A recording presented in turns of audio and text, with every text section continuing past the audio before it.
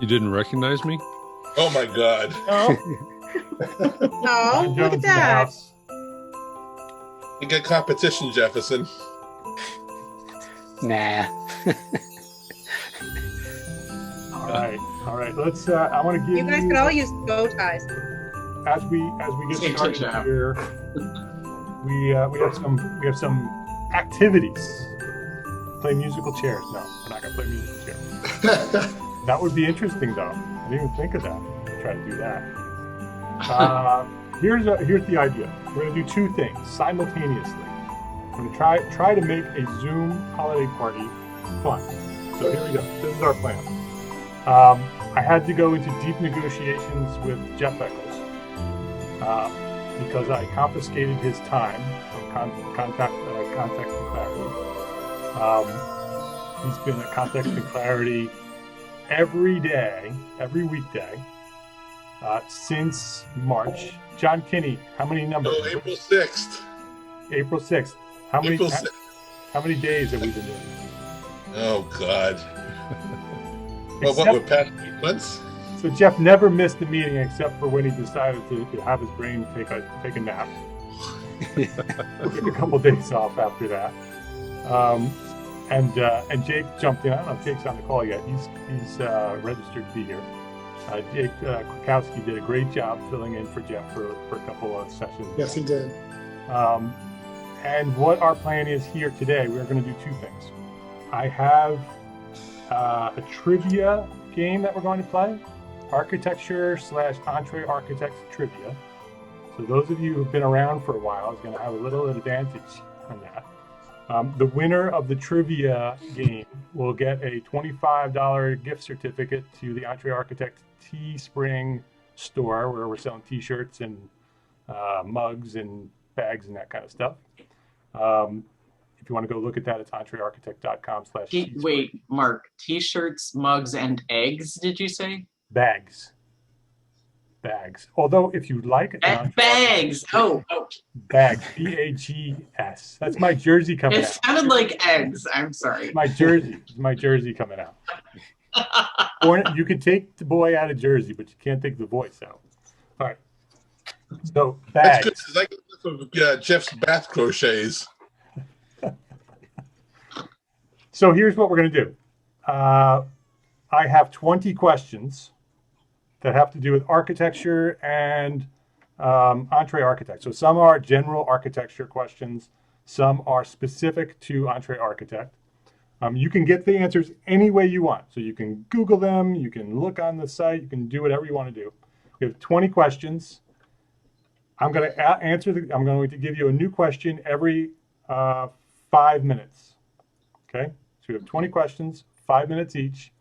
The first one to answer the question correctly in chat, so you have to write it down, put it in chat, you get 3 points. The first one in gets 3 points. The second one in gets 2 points, and the third one in gets 1 point. So even if you don't get the first one, you could still get points, right? So some of it's going to be quick typing. Point of order, real quick, Mark. Yeah. Do you allow the answer, I got a guy for that? I got a guy. I mean, that's, well, I wondered if I could answer the question like, I got a guy for that. You'll have to ask the official judge. Dawn Porta is the official judge. She's going to, I gave her the answers. She's going to decide who answered first and how accurate the answer is, because I don't know how perfect the answer has to be, because I gave her some specific answers. She decides. So if you want to Venmo her some cash, you might be able to have an advantage. So that's how the points are going to work. So first one in gets 3 points. Second one gets 2 points. Third one gets 1 point. Winner gets a $25 gift code for whatever you want. Okay. While we're doing that, which is going to be fun, while we're doing that, Jeff Eccles has 10 topics. Context and Clarity is coming to the holiday party. So we have 10 topics. We're doing Context and Clarity speed rounds. Okay, speed rounds, 10-minute discussions on topics. So Jeff is going to lead that. So I'm going to ask the questions. You guys can do whatever you want for 5 minutes, trying to figure out what those are. While we're doing that, we're going to have a discussion. Jeff is going to lead that. 10 topics. Every 10 minutes, we're going to have a new topic. Sound good? All right. I had some other things planned that we're going to also do simultaneously, but I thought this is complicated enough. So we're not going to do that. Mark, I have a question. Yes. Okay, so how do we participate in context and clarity? Do we also type that into the chat? Or do we just actually Good speak? question, Catherine.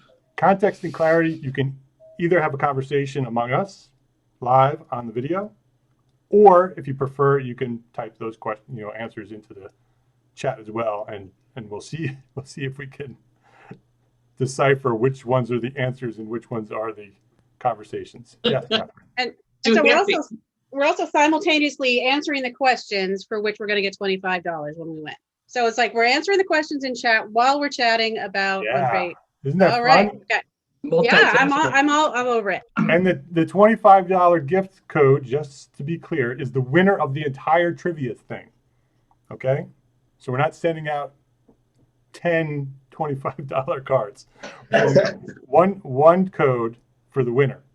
All right. So ultimately the total number of points you could get is 60. So we have 10 questions, right? No, 20 questions, 3 points for the top question. So if you were first every time for all 20 questions, you could get 60 points. I doubt anybody's going to do that, but we'll see. All right. Does anybody else have any other questions? Does everybody know how to use chat now? Okay, everybody's good for chat. All right. You can post the questions right in the chat. The answers to the questions go in chat.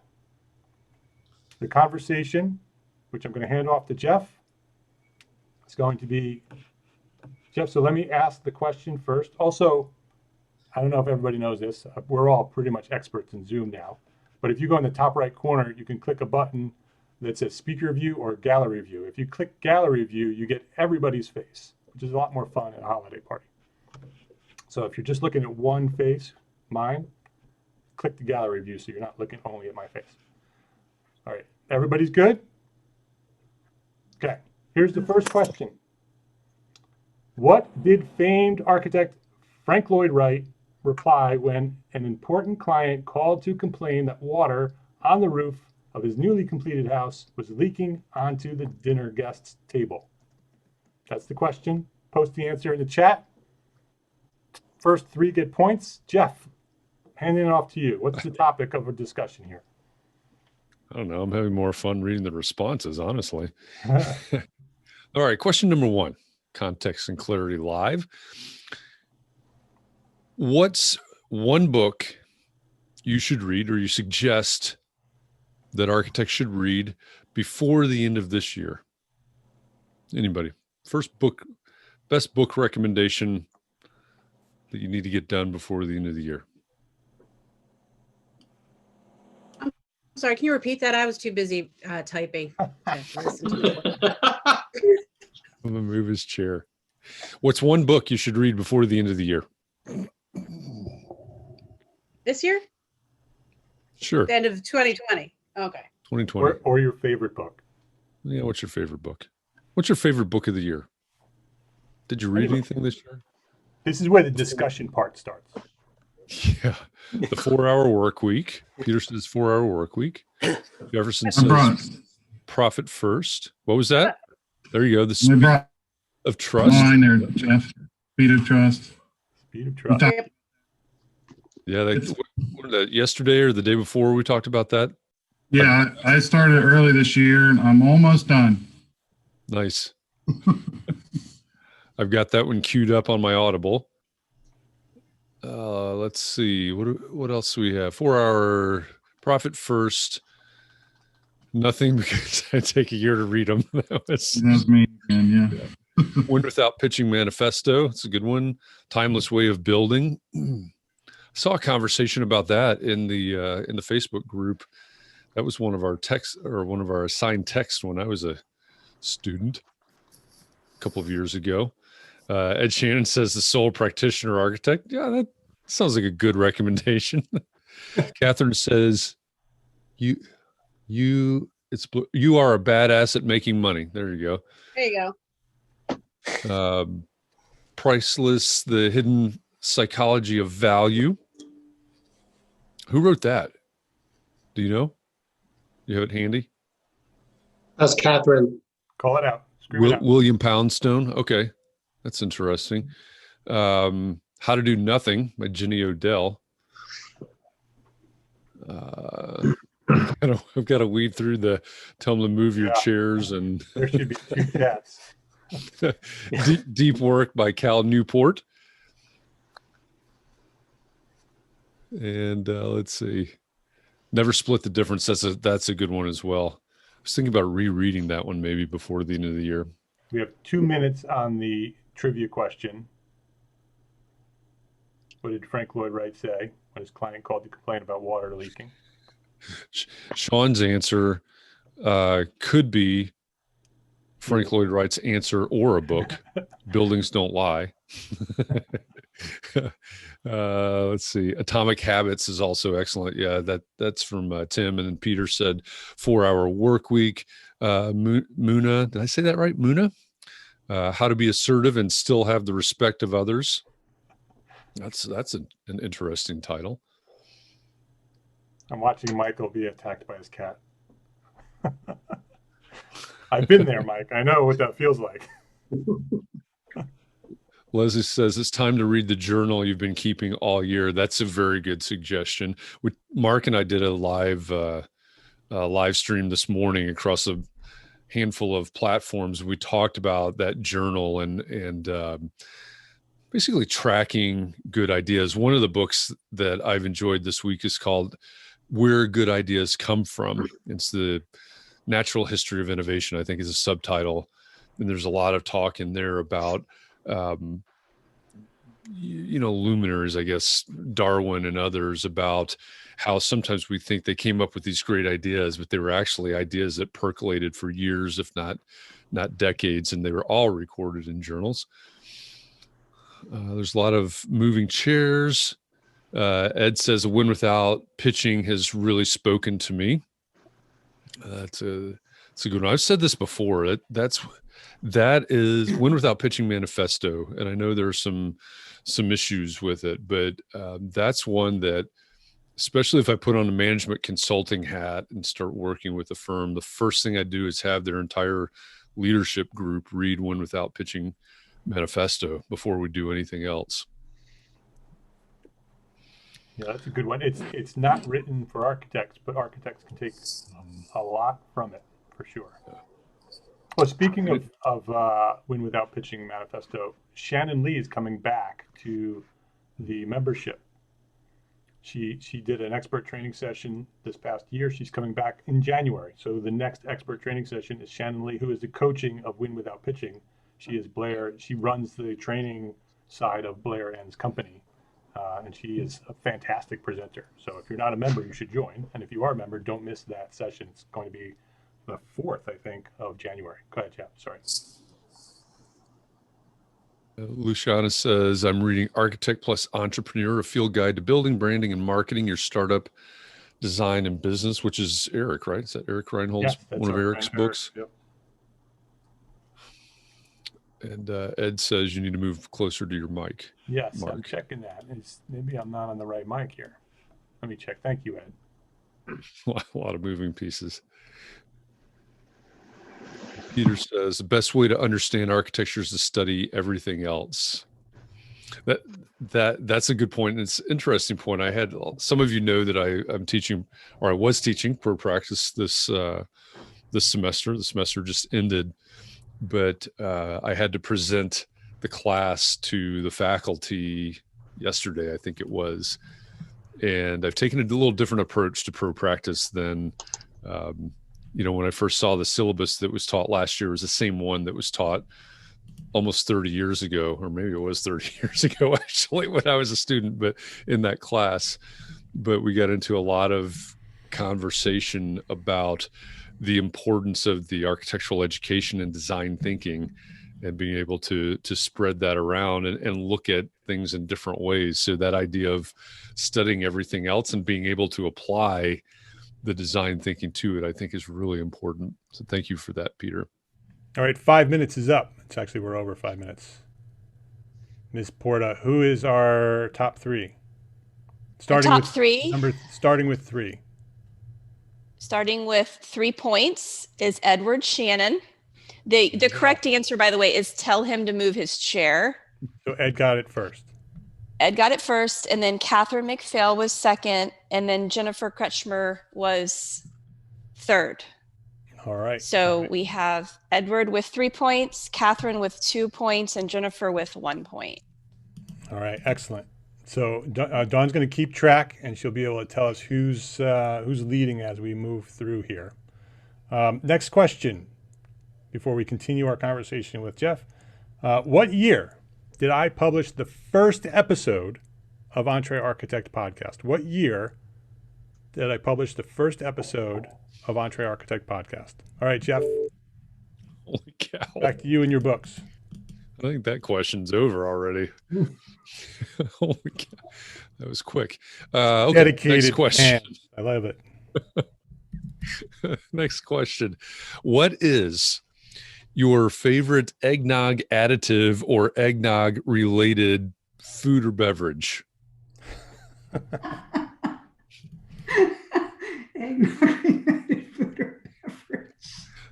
That was rigged for John Kinney because he's been talking about this eggnog pie for weeks now. I keep checking my mailbox and there's never an eggnog pie, so I don't know. It doesn't ship well, Jeff. It wouldn't fit my mailbox either. Christian says rum. Chris Kennedy says coffee. Interesting. Ed Shannon says rum. John Kinney says rum and my eggnog pie. I expected that you would have one on hand right now. No? Give me a couple of days. I can make it for Christmas. This is the holiday party, man. What? That's a serious failure. Decorum. Now is the time. Okay, I'll go make one now. Sean Tobin says brandy. Jennifer says no eggnog. I respect that. There's something about the term nog that bothers me. Andrea says I've never tried eggnog. John Jones says coquito, a Puerto Rican holiday drink. Kurt says rum. Jody says she's never heard of eggnog pie. Full eggnog mode.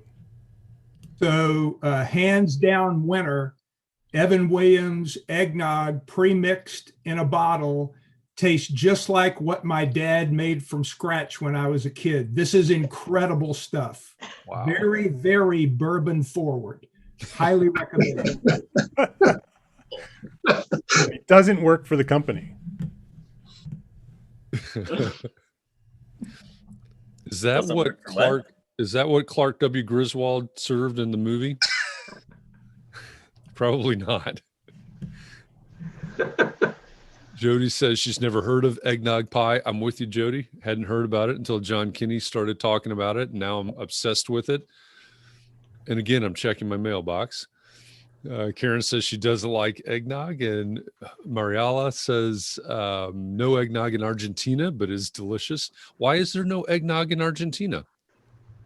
No eggs. No nog. No eggs. There's got to be eggs. In There's a lot of eggs, but no chickens in eggnogs. Argentina. No nog. A lot of eggs, but no nog. Yeah. Lots of eggs, no nog. There's no nogs. Sean says technically mine is coconut milk nog. All right. Catherine says, wait, what's the question? Which question? The trivia or the eggnog question?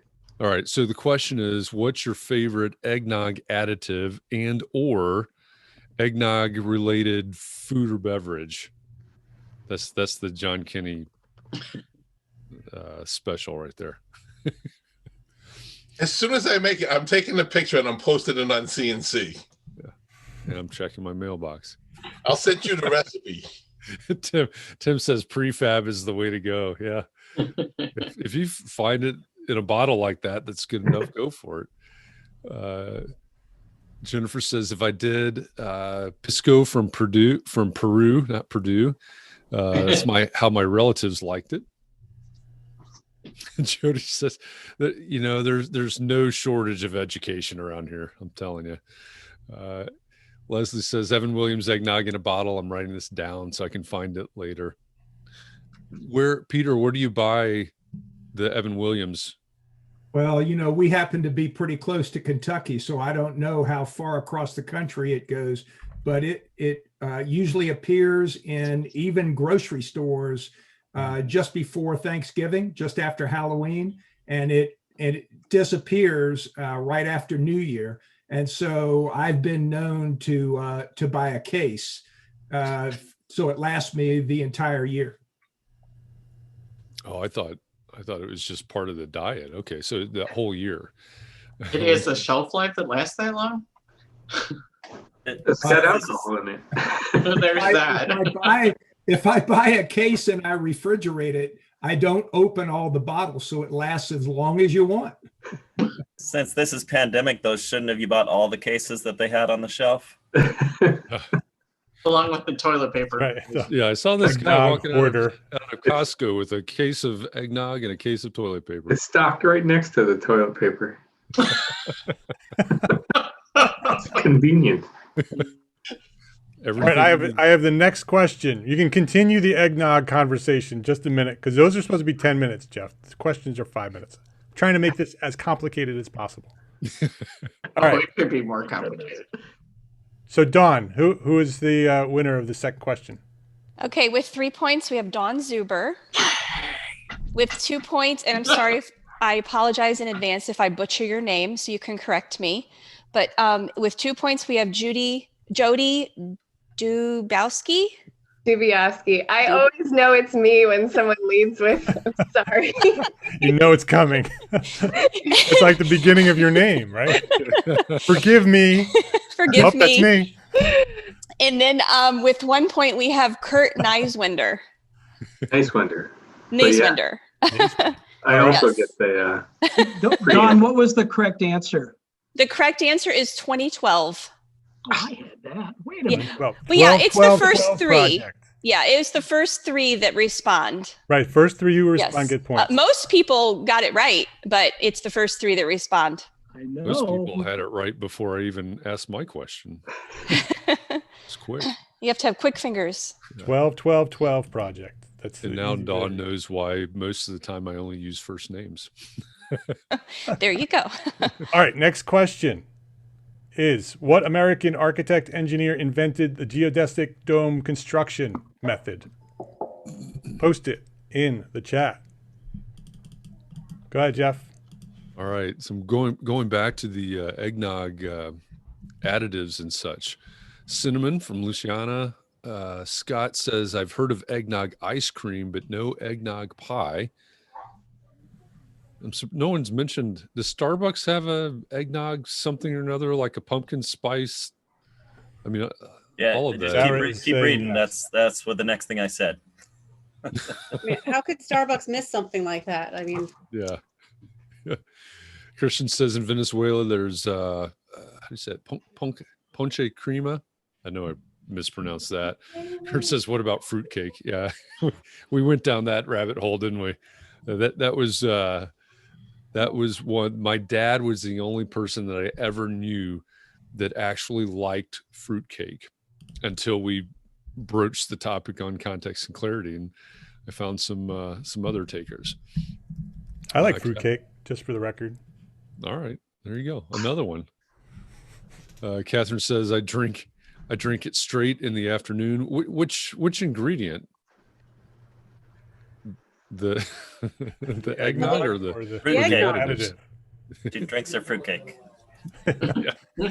I'll do that next because I had to give up eggnog. I was drinking too much of it. Fruitcake smoothies. Scott says eggnog latte. There you go. Fruitcake smoothie probably would be good. Oh my God. Jefferson try says, it, Mark. I bet it would be good. I try it. All right, we'll wait for you. Mark, you have to try it first and let us know. I will. I'll post it. I'll let you know. That'll be some of that micro content. Between 5 and 15 a day. There you Jefferson go. says single malt proof on ice. Allergic to eggs. Okay, so everything but the eggs. Kurt says my mom made fruitcake that was loaded with brandy, which is why I like it. So as a little guy, you're nipping the brandy. I don't know why people don't like fruitcake. I mean, that's why it's amazing. just nipping away. Scott says that's my favorite. So I guess my additive is espresso. There you go. Andrea says I'm from Romania and we have mulled wine instead. Oh yeah. There's let's see, Oliver Glühwein, huh? Glühwein. Yeah. Yeah. Hello, everyone. Can you hear me? Yes. Can. Happy holidays. Rod Werner's in the house. With my Evan Williams bourbon eggnog. There we go. Oh, there it is. Bingo. At 2:30 in the afternoon. Look at Peter, Rod. Look at Peter. Let's see. I got to find out where everybody's at here. Just look for the Evan Williams bottle. Yeah. Yeah. I have an old pair of eyeglasses on. I'm having trouble. I can't see very well. Okay, trust me. There's an Evan Williams bottle on the screen. Okay. Rod's the first in from Monroe, Louisiana today. Wins the crocheted bathtub. Yeah. I add to my collection. That should have been a trivia question. Well, maybe yet. I don't know. Several not new faces, but old friends new to the party showing up. Welcome everyone. We haven't done introductions really, Mark. We should do that. So what was the fruitcake related question? I must have missed that. Okay, so we started out. So we're doing two things at once. I got that. Question going on. I got that. Yeah. Okay, you got that. And the question that we've been discussing in the midst of it all is, what's your favorite eggnog additive or related food or beverage? And fruitcake became a tangent to the conversation. Oh, I see. Okay. Right. My wife's stepmother is British, so we have the Christmas pudding every year, and this is a kind of fruitcake, but you light it on fire. Oh, I like it. You add alcohol. I don't know what she uses. I don't know, but you light that thing on fire. You turn out all the lights. And it has this blue flame, and then you eat it nice and warm. Also the British mom. It's called plum pudding. Yes, plum pudding. Yes. They cover it with rum and light it, and then you eat it with what's called hard sauce. Yes. Which is very, very sugary. Yep. Stiff, like an icing. Yes. It's amazing. Yes, it's not the worst thing I've ever had. That's for sure. That's what the Christmas song is about. I think you've got to give anything that's on fire a try. You do. Right. The first time she did it, I was like, "What the hell is going on?" Don't send your eyebrows off. All right, time is up. Jeff, do you want to just remind everybody, because we have a bunch of latecomers here who can still win, because it's possible you can still win. So, Jeff, do you want to just sort of explain what we're doing here? Okay, so we've got a few things going on at the same time, or at least a couple of things. Every 5 minutes, Mark asks a trivia question. And so Mark will make an announcement. Mark will ask the question. The first 3 people that answer the trivia question correctly in the chat box receive points. How's it go, Dawn? 3, 2, 1. Right. First place, second place, third place. So 3, 2, 1. First 3 in with the correct answer for a cumulative total at the end of the holiday party here.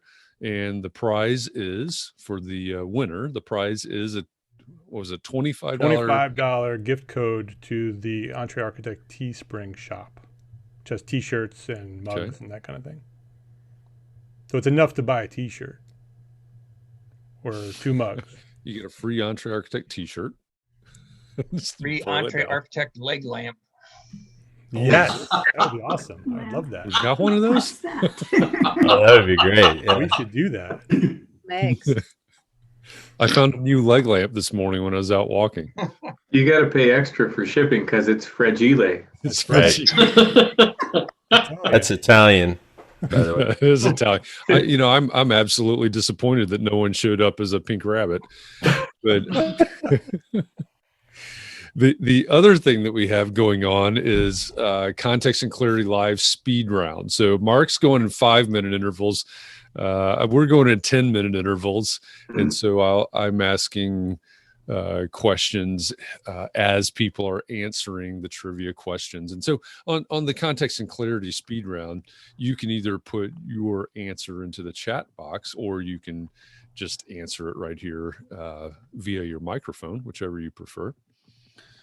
Right, and the trivia And I have questions no have to be in chat. Trivia questions have to be in chat because Dawn Porta is the queen of the trivia bosses, and what she says goes, and so she gets to judge it all. It's got to be in chat. All right, and we are already off the rails. So. Oh yeah. Well, all it's right. the eggnog. Who is the winner of question number 3, Dawn?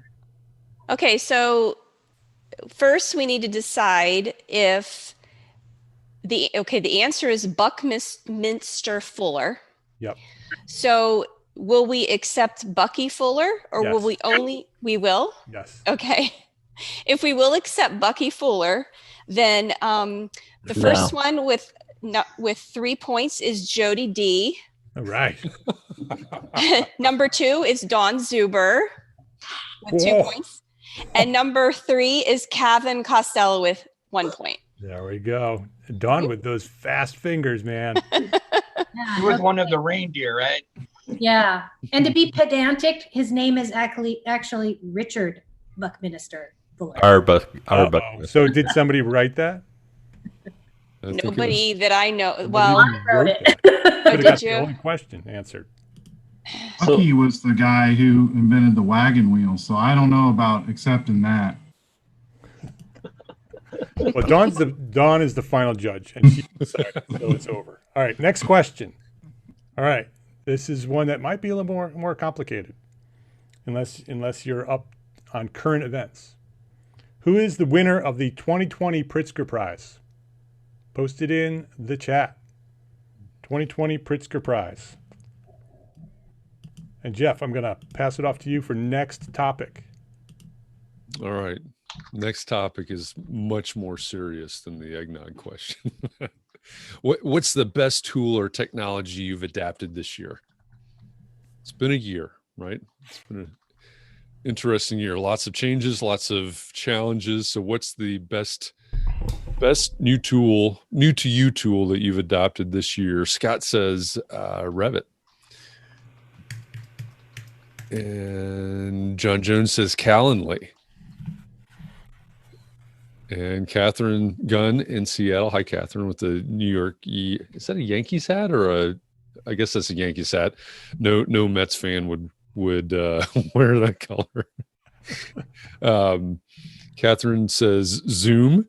And Scott changes his answer. I guess we can accept that. There's no points involved here. He changes his answer to Squava. John Kinney says Zoom. Brian says descript.com. We actually talked about that a little bit on our live stream this morning. We were talking about transcription softwares and services. Just changing my life. There you go. Let's see. Kurt says, I've had a couple of projects laser scanned for existing conditions. Let's see. Michael Maines from Maine says Miro. Nick Cornea. Hi, Nick. Where are you? It's on the other screen. Nick says Calendly. Earl says ConvertKit. Peter says drone 3D survey modeling. Deborah says an intern. That's a great answer. That's a great answer. Let's see. Karen says LiDAR on my new iPhone to canvas for as-built. Is that, I've been hearing a lot of buzz about the iPhone 12. So is that LiDAR on the iPhone 12? Yeah. Yes. LiDAR? Yes. Okay. Doesn't that sound like some fictional Like science fiction? No. No. Okay, go on. It's real. Next question. Next question. No. Sorry. That your LiDAR is done. It sounds like a fake technology. Yeah, I'll get the LiDAR. To LiDAR. Tim says a laser disto that records the last 3 measurements. Jennifer says she wants to know about the liar on your phone. she meant something else. Nicole says Microsoft Teams. Actually, it's much more funny when it was a liar on your phone. Nicole says Microsoft Teams has been useful for our collaboration during remote working. And Chris Kennedy says, or on the iPad Pro. It's really cool, but Canvas still not ready for prime time. Maybe in 2 years. Okay. I have to agree. So invest in Canvas now. Is it going to survive 2 years? Jeremy says, darn autocorrect. John Kinney says BIM 360. BIM 360 also. And Scott was wondering about the Canvas as well. Let's see. About it a little bit. So I'm just started using it. I just did a measure Wednesday. So it's into Canvas. And even if it's just, so I use ArchiCAD and they can do Revit. And so they can do an IFC format that I can import into ArchiCAD. So it's still out, we'll see. But even just for the photographs in here, like I can go and measure from here, but it helps just document the house because of the way that it works. Yeah. And I talked to a woman yesterday and they're constantly improving it. And so in like probably in 2 months, it's going to be a much, much better product than what we're seeing right now on the phone. Because now you have to go in and you stand in one spot in the middle of the room and scan everything. But she said like by the end of January, you'll be able to walk more. And so it'll be a little bit more fluid. And their pricing is changing as well. And it will be a square footage price to convert to CAD. So I like it so far. We've used it like 3 or 4 times and the accuracy is just not right. It can be off by sometimes as much as 2 feet and often more like by 3 inches, 3 or 4 inches, which is not good enough for if you're going to have a tight plan. So we found that we're no longer going to get them to send us the IFC file for ArchiCAD and pay that like $45 a room. We're going to go just with the reprocessed scan, it's like $3 a room and you can measure from the image, the 3D image that they provide. And we're finding that prevents us from keeps us from having to like go back and check things that we forgot. So we have every room scanned that way with the $3 a room, and then we can go in and we can pick up some things. And there won't be like absolutely accurate, but the things that we're missing usually aren't as critical as the other stuff. But yeah, it's great in theory, but it's just not there yet, So is Vin Vittman on the line? Because he's the one that was saying on the Facebook group the other day when we were talking, well, I guess that's 3 weeks ago now, but is he here? Apparently not. Okay.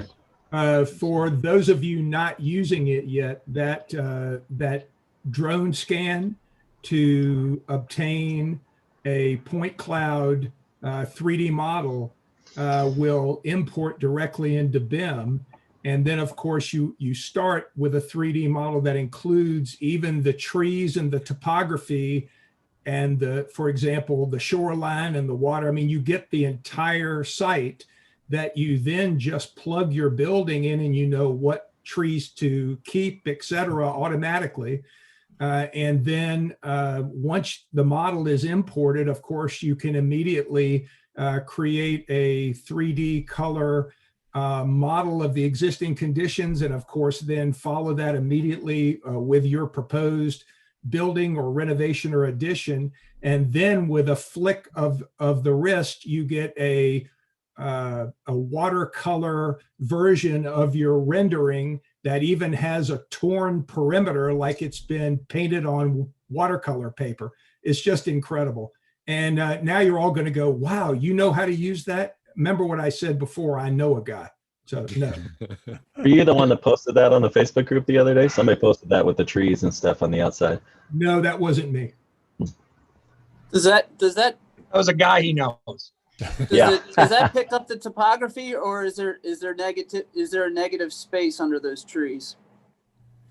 No, it picks up the surface. It picks up the topography for sure. Okay. No, I'm very involved with a company that helps me with laser scanning, and they do a lot of like scanning for mining operations and that. So I was just wondering if that was comparable. Here's the other beautiful part for let's say for a half acre to an acre residential site, takes them 20 minutes. Yeah. No, we could do 20,000 square feet warehouses in an hour. Yeah. Yeah.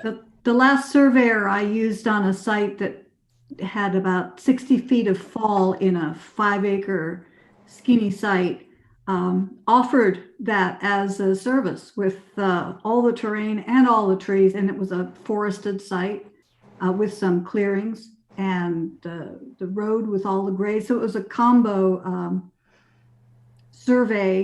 standard survey output plus the whole 3D picture, and he would focus in on any area I wanted. It was really cool. So much better than me trying to figure it out. Absolutely. I used to work in an office that had a surveying wing to it. And in the basement, there was a great collection of animal skulls that they had found and collected through the years. It was like a little museum of rodents and dogs and cats and snakes skulls. It's pretty cool. Merry Christmas. Yeah, ho, ho, ho. Next question. Actually, Dawn, so what is who is the winner of, or actually it's a trick question, winners, plural, yes, of the 2020 Pritzker Prize? It is Yvonne Farrell and Shelley McNamara. And our winners are Jennifer Kay has 3 points, Katherine Mcphail has 2 points, and Luis Huertas has 1 point. All right. All right. Excellent. Do we know who's in the lead? Are we totaling them yet, or are we gonna well, we have a few. We have some ties right now. It looks like, let's see. So we have a lot of ties. So we have Dawn Zuber, Jody, Katherine, and Jennifer are all tied. For first? No, with they all have 4 points. Just the way it works out. So they have the most points. They're all have the most points. Yes. Okay, got it. Yes. All right. I have a solution to that if we have a tie at the end. So okay, good. You're gonna have to do a relay race. Okay. All right. You're fine. Next question. All right. Next question is EntreArchitect has three private Facebook groups. 3 private Facebook groups. The EntreArchitect Community and Architects and Allies are 2 of them. What is the 3rd private Facebook group owned by EntreArchitect and run by EntreArchitect? That is the next question. I don't think Mr. Eccles. I don't think you even got that one out before the answers were coming. Okay, next question. Let's see. What's one big audacious goal that you have for 2021? Hug my friends. What was that? I want to hug my friends. Yes. That's my top 2. Good one. Yeah, I want to go out to dinner. don't even know what that means anymore. I think I've gotten used to COVID because I don't want to hug anybody or go anywhere or do anything. I'm just gonna. It's all good. You want it permanent? That's not my goal, but Permanent lockdown. I've decided on the 40th anniversary of my business to retire my license and do something else. Oh, wow. And that would occur in February when we're at license renewal here in Florida. And so you're the first to know. Wow. That's congratulations. Huge. Congratulations. I don't know. Is it moving up? Is it moving on? Is it moving out? We'll have to have another definitely party. moving. It's moving. Yeah. Moving over. Santa Jeff has accused me of being timid.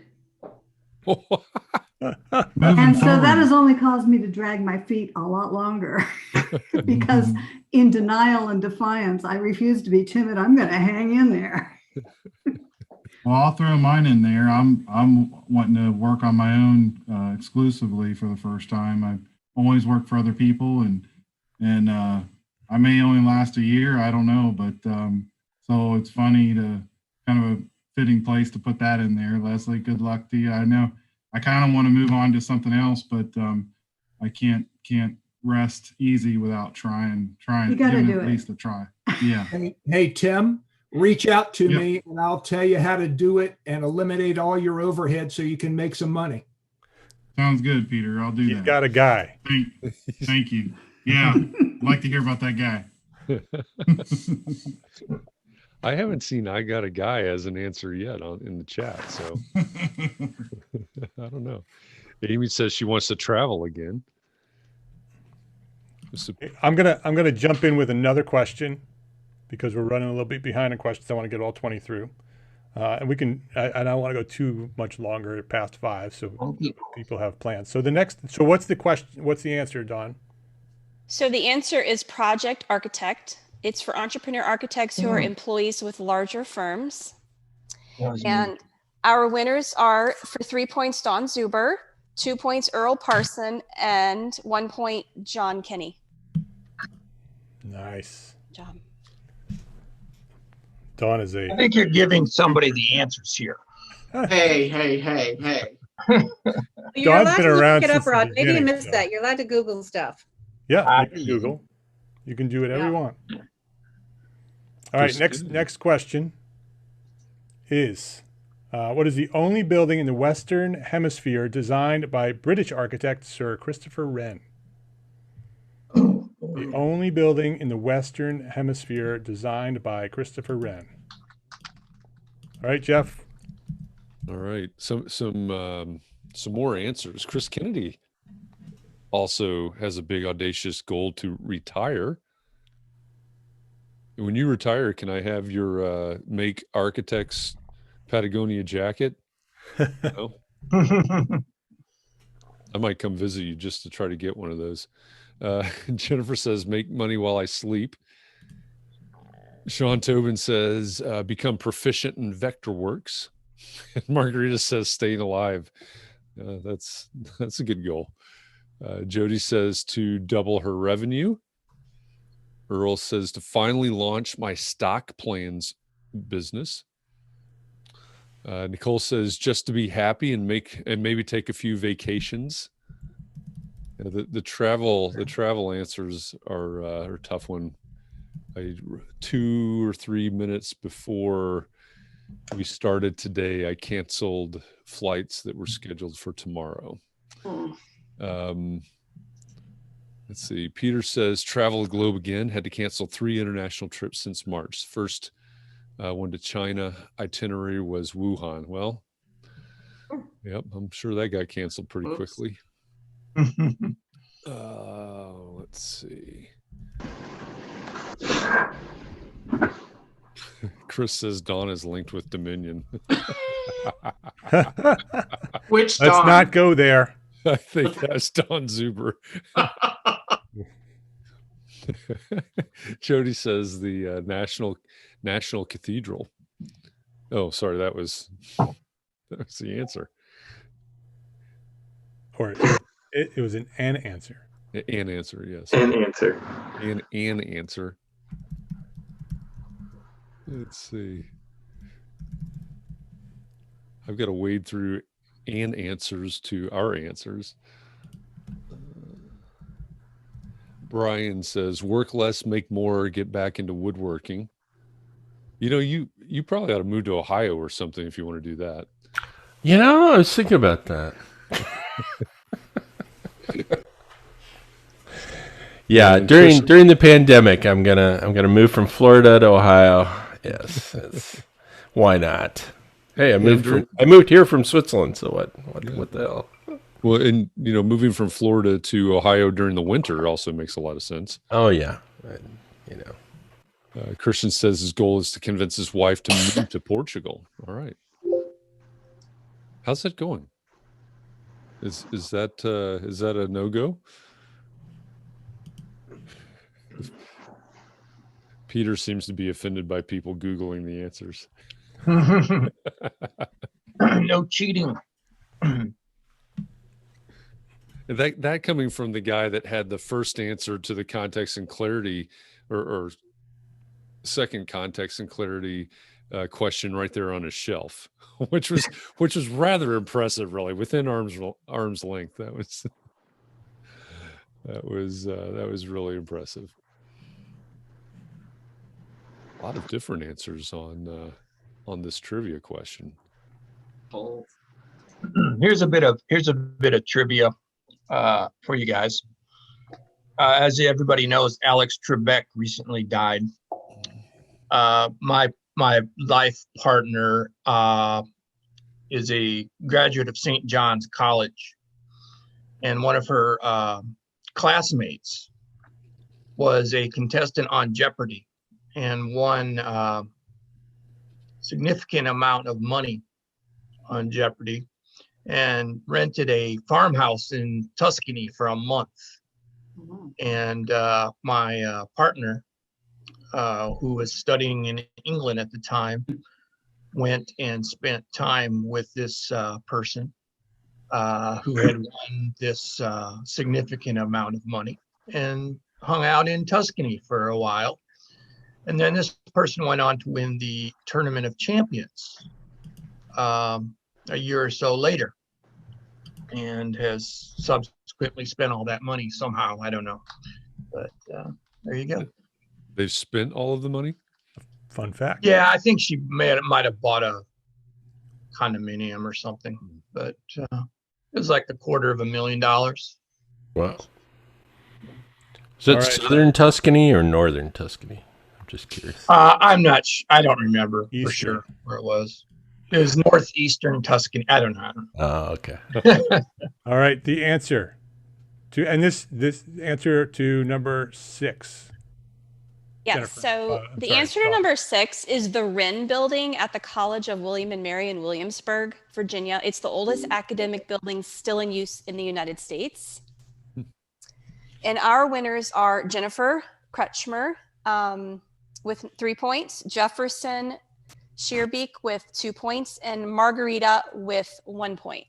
Where does the Western Hemisphere separate from the other? I knew I was going to get that question. Come on. Did you see me typing? Where is it? As I asked that question, I realized. Isn't it in Greenwich? Yeah. So St. Paul's is to the west of Greenwich. All right, we're going to throw that question out because I was afraid. Oh, woo! Yeah, because I got that question. Jennifer's not happy with that. But I have an extra question that we're going to. Okay, so we'll throw that one out. Yeah. Okay. Or we could just choose the Or you could just give me the 3 points. All right. How about, can you give me some of your points, Don? Next question. No. You might get this. I got a 17th century British equivalent trivia question if you need one. Well, I have extra questions at the end that we can use to catch up. All right. Next question. What was the name of the personal blog that I launched in 2007, which was the predecessor to EntreArchitect.com? What was the name of my personal blog that was the predecessor to EntreArchitect.com?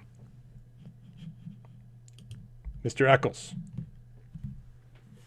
All right. Next question. What's the best thing you've accomplished this year?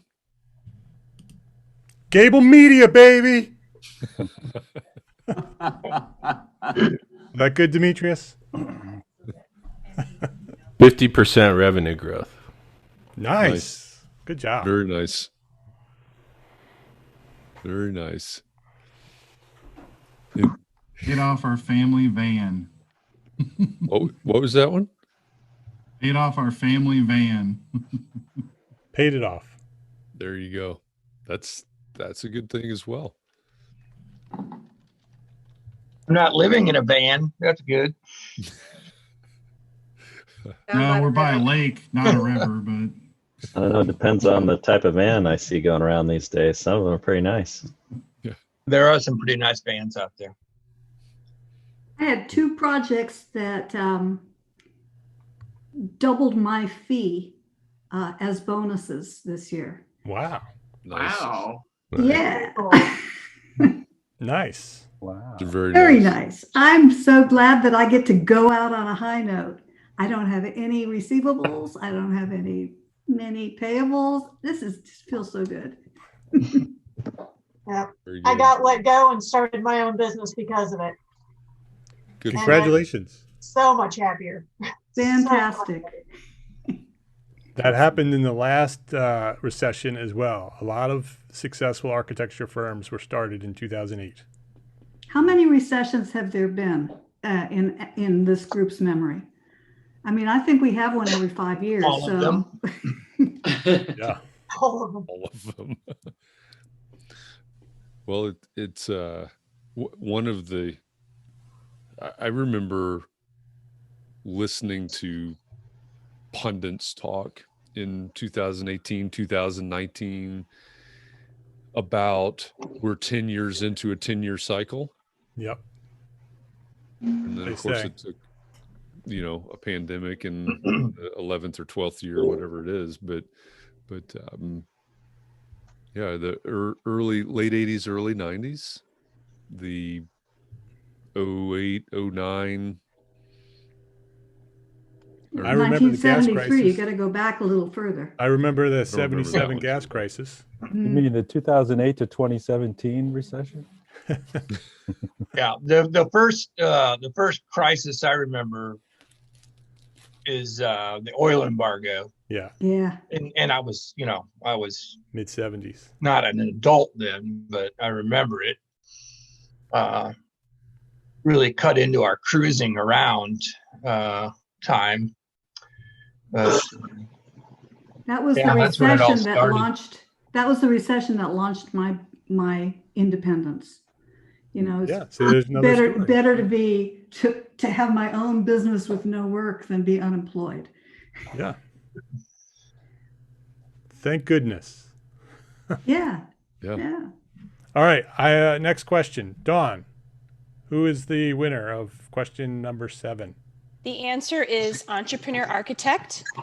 And the winner is, with 3 points, we have Kurt. With 2 points, we have John Jones. And with 1 point, we have Edward Shannon. Kurt is celebrating.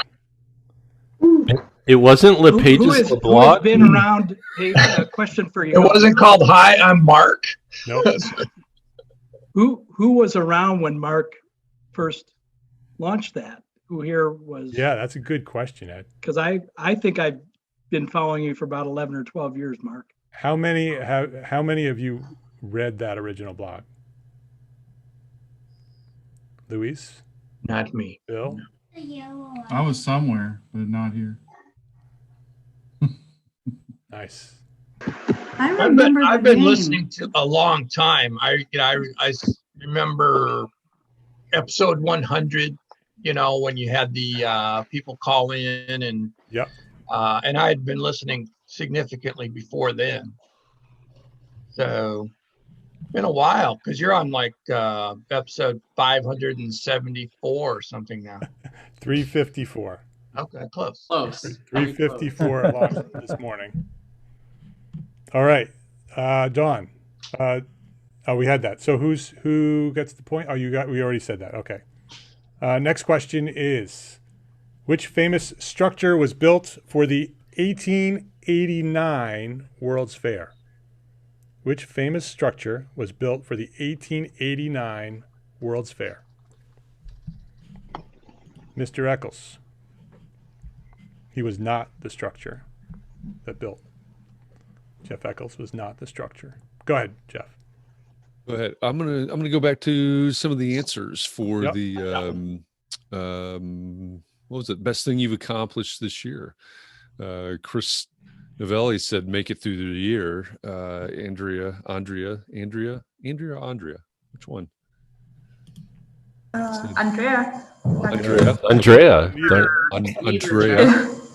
you go. Opened my own business. Congratulations. Yeah, that's great. Janine says got let go and started J4 Architecture. This is the. Where are you, Andrea? Say that again. Where is Andrea living? I live in Switzerland now. Switzerland. Oh, Yeah. Been moving a bit around. Which is a good reminder that one of the things, and I say this all the time on context and clarity, but I love the fact that these very often are global conversations. For those of you who have never been a part of context and clarity, on a very regular basis, if we draw a line around the globe, we'll have somebody from California all the way around to the Philippines or Australia or New Zealand. So welcome from Switzerland. Just to bring that full circle. So Andrea and I connected on LinkedIn a while back, and then I saw that she had moved to Switzerland, which I lived in Switzerland for 12 years. Yeah. So I reached out to a friend and I said, hey, Andrea's in Switzerland. You guys should, connect. And so they're going to connect, and he's going to help her out and just get her situated. And we're going to have a call next week and talk about some other people that she can connect with. So nice. Small EntreArchitect Community at work. Absolutely. Love it. Let's see. Leslie said 2 projects that paid 100% bonuses at the year. That's excellent. Ed wants to know, I'm going to put my own interpretation on this, van or tiny house. And somebody else talked about the vans. Some of those vans are bigger than my house, I think, so, and nicer. Let's see. Kurt also started his own office. John Kinney started his Revit coaching sessions. There's a lot of starts this year. Yeah. Which is, it's a good thing. Peter says being asked to lecture nationally for AIA, local, state, regional, and national about my virtual architecture practice model since the COVID shutdown in March. Nice. Glad you're sharing that knowledge there, that experience. Pam says, nothing to mention yet, but I have a couple more weeks. You do have a couple of more weeks, but I bet you've accomplished something big. Let's see. Jennifer says she wrote my first $1 million fee proposal. Yes, my fee. Nice. $1 million. All right. What's the project? You've got to tell us about that, Jennifer. It is a multi-unit senior housing project, and it's actually the owner wants luxury senior housing in a Silicon Valley community. So yes, and I will say that the referral did come through an EntreArchitect member. Wow. So Nice. yeah, we've been working with the client for the last 6 months doing feasibility. So things look good. She likes us, and we wrote the proposal, and she said she's going to pay it. So we just have to send her the B101 and have her sign that, and then it's official. Quick. So, Yeah. yeah, exactly. We're trying to do it real quick. Have you ever heard my You asked for a nice big deposit, right? Oh yes, yes. Thank you, ma'am. And Kurt here is working for me on that as well. So Kurt will be Nice. working on that project too. I want everybody to quickly hear this. One of the things that surprises people in the seminars I give about how not to chase cash is I ask, what is the first line on the compensation page of the B141? and nobody knows the answer. And I say initial deposit. And then I say, how many of you were project managers writing your first contract where the principals told you to ignore that? Never ignore that. No way. No way. That's great, Jennifer. Congratulations. That's the power. Let us know if you need help. Couple of things happen there. You have a bunch of EntreArchitect connections there, but also you have a really strong brand, and I'm sure that has a lot to do with it as well. So I just wanted to point that out. That doing a good job, Jennifer. Thank you, Mark. I hope you get 100% bonus on that. Yeah. that would be good. Katherine, do you have Christmas lights around your neck? She naturally. Okay, thanks for glows noticing, Mark. It had to get a little dark, I guess, to be completely very nice. I like clear, it. But we've Look got to like make one of sure those we don't deep-sea miss. fishes that glow. Yeah, exactly. All right, let's answer the question. Number 8 was, which famous structure was built for the 1889 World's Fair? Dawn? The answer is the Eiffel Tower. And excuse me, our winners are, with 3 points, Tim Hill, 2 points, Chris Kennedy, and 1 point, John Kinney. All right. Next question. I typed that answer before you even got it out of your mouth. How did I not win that one? I don't know. Well, you got the I'm not crochet the judge. bathtub. What more do you want? That's right. I got the crochet. You can All right. start typing before he's done talking. It's All right. It's right. That's not a rule. Are you already typing the answer to the next one? What I've already I got answered. a ladder in there. All right. I'm going to give you a heads up here. This is going to be an easy one. So everybody better be ready with their fingers. Okay. The 3 classical orders of classical architecture are Ionic, Corinthian, and which is the third? I knew that. Wow. Second Corinthians. Fast fingers. Come on. I would have Corinthians. Them all. 2 Corinthians. Yes. Yeah, two Corinthians. I'm gonna stay on the answers for the big achievement, big accomplishment, because I think all of those need to be celebrated. William Martin, congratulations, 29 years in private practice. Congratulations to you, sir. And thank you for consistently sharing your experience and wisdom with this community. That's always appreciated. She had more time. Bow ties. Bow ties. Where's the bow tie? I'm sorry, I wasn't I prepared. think Jefferson stole it. I didn't even recognize you. He mailed it to Jefferson. I'm in disguise. I'll put my mask back on. No one will recognize me. Nicole says, taking over ownership of my firm while officially 100% owner on 1/1/21 after doubling our revenue and firm size in 2020. Wow, all of that is big year. fantastic. Tim Hill says, first project entirely on my own, large master plan for $10,000. Congrats, Tim. Let's see. Kurt says the best thing you did this year was join the EntreArchitect Mastermind community. Very good, and tuned into context and clarity. I really appreciate Kurt because I think he's probably, well, maybe not the closest, but he's one of the closest consistently to me. Tim's very close to me as well, geographically speaking. So it's nice to have folks in the Midwest that are close to me and with all these coasters around. So thank you, Kurt, for almost always being a part of those conversations. Now we got a whole lot of Eiffel Towers. Richmond, Indiana sometime, Jeff. That is true. That's true. Hey, Jeff, I'm from You Michigan, in Richmond, so. Indiana? Tim? No, I'm in Ohio. I'm in between Cincinnati, Dayton, and Columbus. I was just saying that's about central to Jeff and I. Yeah, there's a good college there. In Richmond? What's that? In Richmond? Yeah. Earlham College? Earlham, yeah. Good college. There's somebody on Somebody on my son's baseball team is headed to Earlham next year. Heather says we should make a map. Let's see.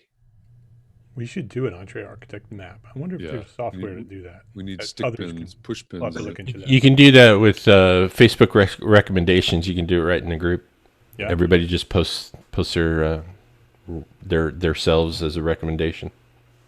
Oh, cool. We'll have to do that. Jake says the best thing I accomplished this year is realizing I can run my own business full time versus constantly moonlighting. So congratulations on that, because that big move. We haven't really covered that exact topic for a while in context and clarity, but that's often sort of a theme, right? People teetering between working, moonlighting, trying to get their own thing launched, got their own thing launched. So congratulations on reaching that tipping point, I guess. Earl says this year I incorporated my business after 10 years of existing as a sole proprietorship. Nice. Now I'm getting into answers. Dork. Yeah. Wrong. We're just kidding. All right. Why don't we answer that question? Dawn, answer. Yes, the answer is Doric, which I think everybody knew. But our top three are, with 3 points, Jody D. With 2 points, we have Pamela Magnus. And with 1 point, we have Katherine Mcphail. Do we have a leader yet? Or are we still tied? So we have two. We have Jody D and Dawn Zuber are tied with 8 right now. Oh. And then Jennifer K has 7. All right. So I guess I won't go downstairs and get another drink. All right. Next question. This is probably going to be a hard one because it's pretty specific. All right. Who was the first guest featured at the EntreArchitect podcast? The first guest at EntreArchitect podcast. Oh, man. I hear a lot of clicking. Googling. That's some good. All right, Jeff, go. All right. It's not Bucky Fuller. Next question. What is your favorite holiday movie? Oh, Die Hard. Which one? Die Hard's not a holiday movie. Die Hard is a Christmas film. It is. I just watched it. That sure is. It really is. No. Trading Places is also a great Christmas Yes, I agree. Bruce Willis is on TikTok screaming that Die Hard's not a holiday party. He's wrong. As a matter of fact, you should have a holiday party with the Die Hard theme. That would You should just stick to acting. Somebody, well, what about Christmas Story? That's a good one. Yeah.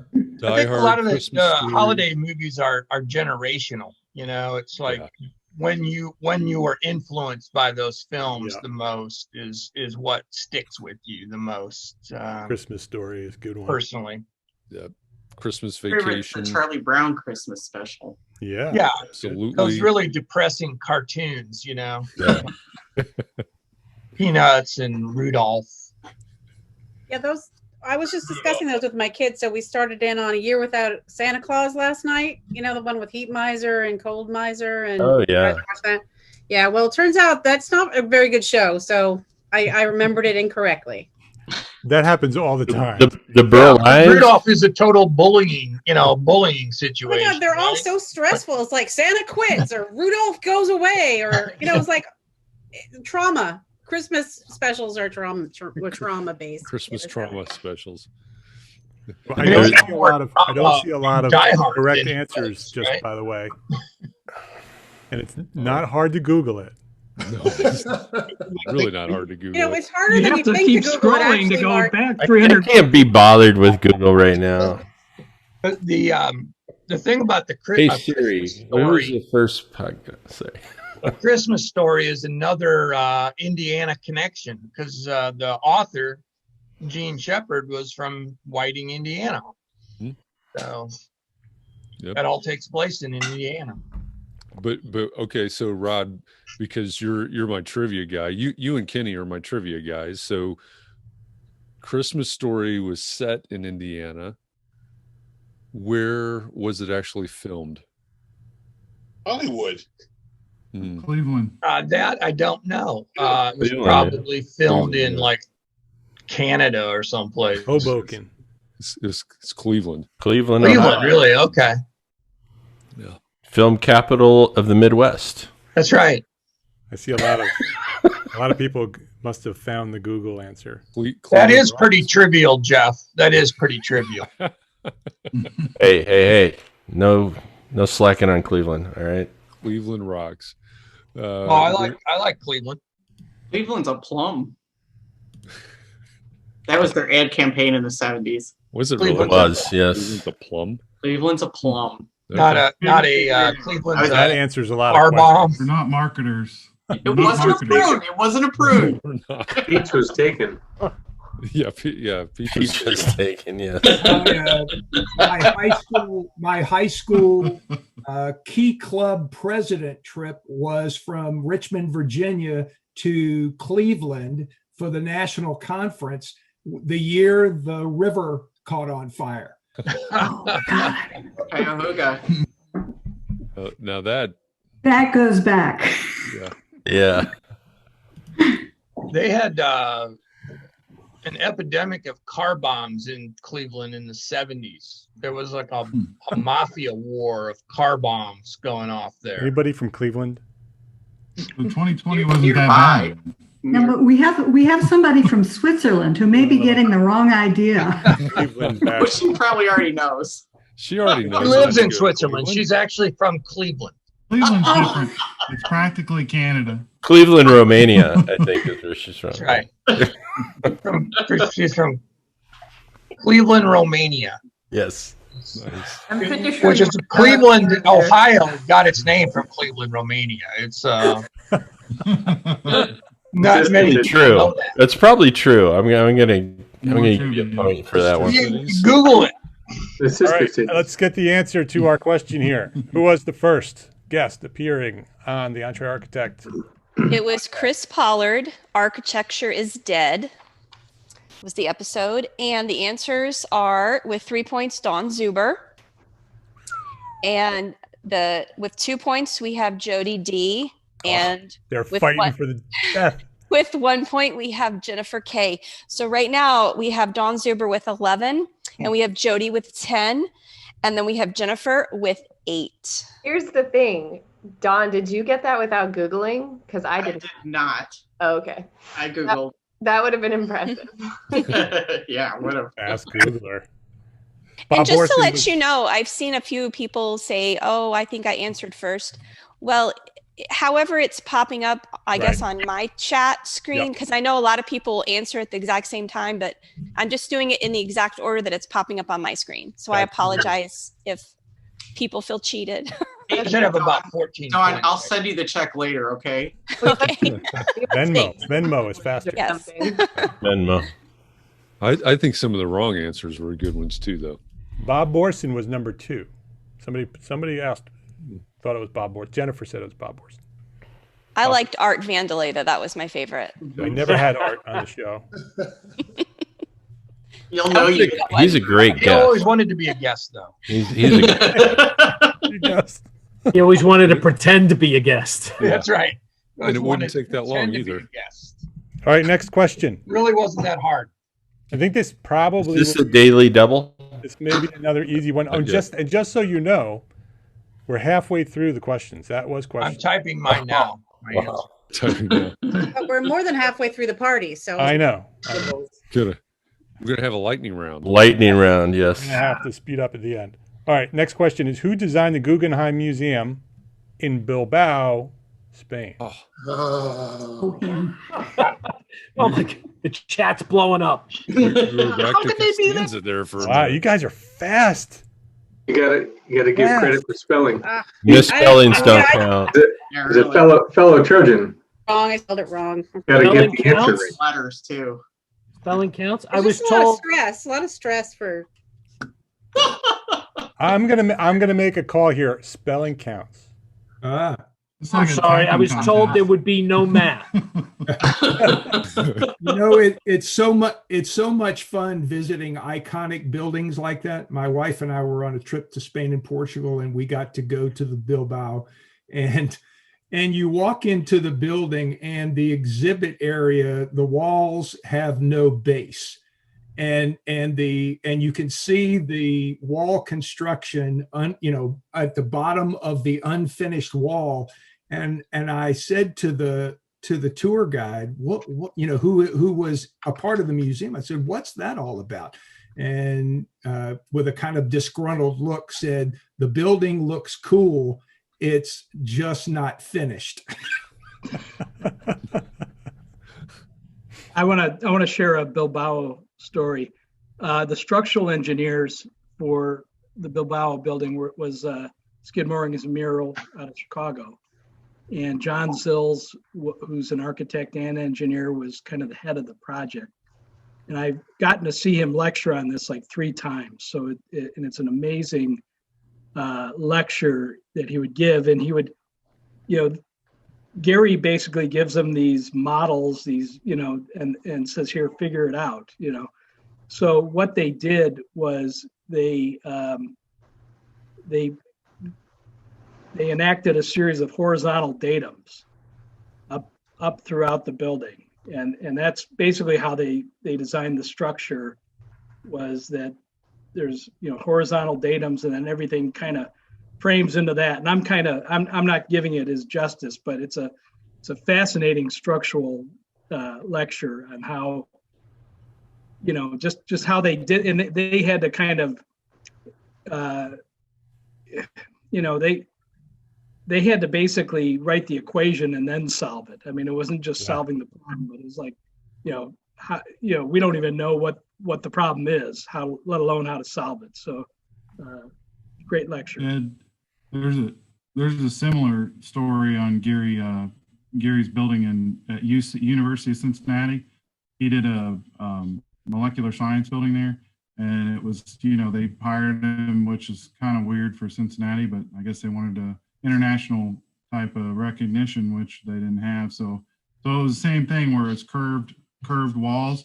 But Cincinnati at the end said, it's a funny story. They said, but it needs to be brick, because all the other buildings were brick. So they took the engineering firm, or the technical architect, I don't know who it was, but they designed a way to make brick panels that were curved with steel channels, steel angles that like frame the brick panels, and these brick panels were curved. And then they got to the point where they said, okay, we're going to put these on the side of the building. And then they said, well, brick mortar, will weep moisture. So they had to, supposedly, I haven't seen it, but I walked through the building, but in the walls are internal gutters to carry the water out, because you can't have a curved brick wall. And so they did all that. Yep.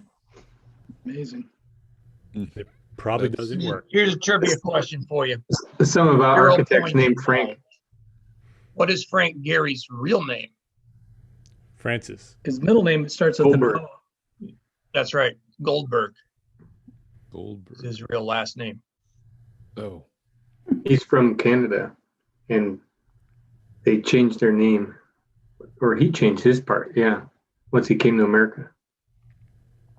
All right. There's a lot with So it sounds like everybody knows who that answer was. Dawn, correct answer? Yes, is Frank Gehry. And our winners are with 3 points, Rod Werner. With 2 points, we have Kurt. And with 1 point, we have Jefferson. Wow. They all spelled it correctly, right? Yeah. Yes, the ones that did not, there were people that answered ahead of you, but they did not spell it correctly. So I only took the correct spellings. Did anybody answer Goldberg? I like Jody's answer. A team of architects led by Frank Gehry. Mm-hmm. That's good. Takes too long to type, though. Yeah, right. how do you type so fast? Next, Lost at that point. So next question. Which triangular 22-story landmarked building is located at 175 Fifth Avenue, Manhattan, New York? Wow, you guys are fast. The Yeah. Okay. I've got to touch on some more of these holiday movies because Demetrius submitted an entire list. He said, pulled out the archive. Yeah, he did. And I think he actually pulled the DVDs out. Or maybe they're probably DVDs. Tie between Bad Santa, Elf, Nightmare Before Christmas, Home Alone, and Die Hard.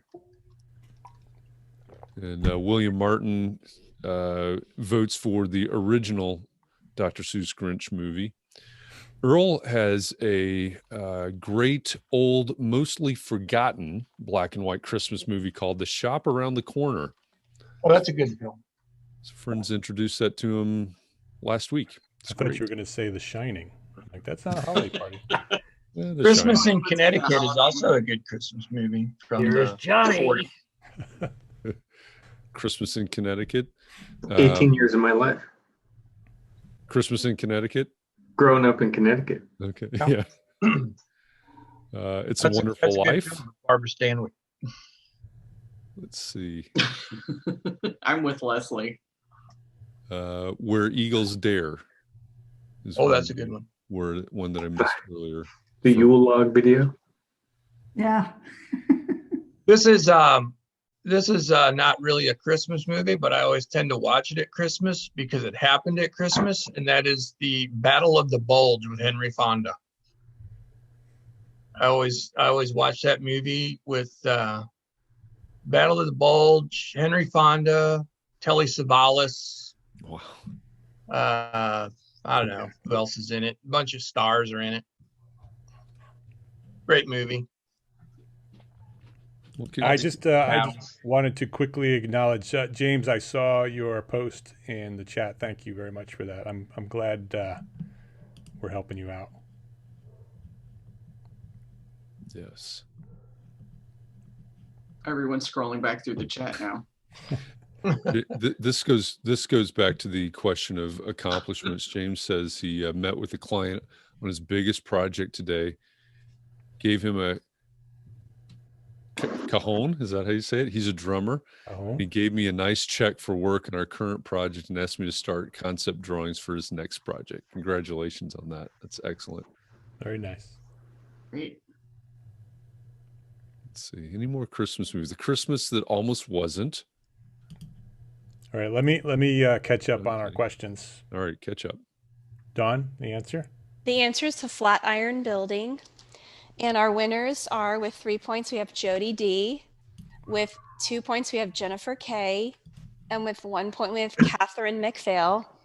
And right now we have Jody in the lead with 13. We have Dawn Zuber has 11 and Jennifer K has 10. Wow. Mm-hmm. Some bonus round questions so we can catch up. Very impressive. All right, next question. Who is the creator of the P2P method of financial management for design professionals published in the AIA Architect's Handbook of Professional Practice? I don't even. Spelling counts. Oh, too late. I blew it on the spelling. Dang it. My fat finger missed the key. Spelled it wrong twice. Spelled his name wrong twice. Spelling counted the first time. It's got to count this here too. Sorry. What's that, Earl? World's smallest violin. Same here. We can't skip Leslie's answer to the holiday movie, The Fire in the Fireplace video. The Yule log. Oh, the Yule log. The Yule log. You know, there's a good similar version to that where you just watch a 45-minute video of what's his face from the Office. Steve Carell. Oh God, I can't remember now. Dwight, the guy who loves Scotch. He's not from the Office. Oh, Parks and Rec. Oh, The Ron bearded Swanson. guy. Yeah. So what does he do? He sits in front of a fireplace drinking Lagavulin, and he doesn't speak for 45 minutes. Ron Swanson? Yeah, the real Whatever his name is. Nick Offerman. Nick, yeah. Offerman. Yeah, he sits in front of a fire sipping single malt scotch for 45 minutes. I need to get a gig like that. A performance piece. Is that a YouTube video? Yeah, I think so. He's probably making $1 million a year on that. Oh yeah. Imagine the residuals on that. Plus, you get the scotch. Well, hopefully, at minimum, he gets a free lifetime supply of Lagavulin.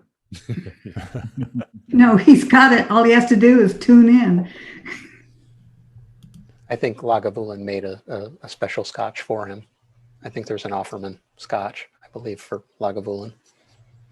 They dropped little absinthe in it for him. Are you close to your 5 minutes? Are you gonna? Yeah, we can do that. Okay. Dawn, the Okay, answer? the answer is architect Steve L. Wintner. And our winners are Dawn Zuber with 3 points, Jefferson with 2, and Chris Novelli with 1. And Dawn has pulled ahead with 14. Jody is just behind her at 13. And then Jennifer is at 10. So exciting. So who has applied the full Whitner method in their offices? Yeah, plenty of people have gone through the course and have done that. And applied, I mean, in this room right now. Oh, I don't know. I've tried very, very diligently. And is he on the call? Because I don't want to be incriminated. He's not on the call. He doesn't know how to use He may see the recording. I've incorporated the Steve Winter and Steve Whitener. What did I answer? Whitner. So Jefferson says he has, and Jefferson actually is a master. He's a black belt in P2P. Yeah. And Jennifer has as well. Yeah. Steve's giving out belts. I'm almost Like there. that tie, Jefferson. Who said goes with the tie? Scott Mizet. Scott is almost there as well. As a side note, I just looked up the Nick Offerman Yolog video, and if anyone happens to need this, someone created a 10-hour version. An hour? Keeps the one I'm watching, the 10-hour version. Well, a friend of mine posted a 2.5 hours of Kmart Christmas music from the 70s. I don't know where they got that, but it's worth checking out. Just take an elevator somewhere. Yeah, exactly. It's elevator music with Kmart advertisements in it as well. Does it include the dot matrix receipt printers? Because I've seen some old footage of that. It took me back instantly in time. Yeah, it's probably some blue light specials or whatever they had. Is that on YouTube, Rod? It is on YouTube, yes. Everything's on YouTube. I don't remember the holidays being weird when I was a kid. They're weird in their own way, I'm sure. You didn't sit on Santa's lap? Yeah, that was weird. Have you No, seen that would be the frightening. 2020 version of that where the kid sits 6 feet in front of Santa and Santa with the mask on? That's what we Virtual Santa. Yeah, it's happening. Santa's on a Zoom call. That's right. All right, next question. Ready? Ready with your fingers. This is going to be an easy one. Ready. Who was the architect of Hearst Castle in San Simeon, California? Hearst Castle, architect. All right, Jeff. Let's see. Next question. Good question. That's a good one. Woman is not a valid answer, Rod. Yeah. You got the right gender. Maybe. What's something you did this year that you never imagined, you never would have imagined you'd do? And that is wide open. So something we did this year that we've never imagined we would have ever done. Well, we start on this thing. Zoom.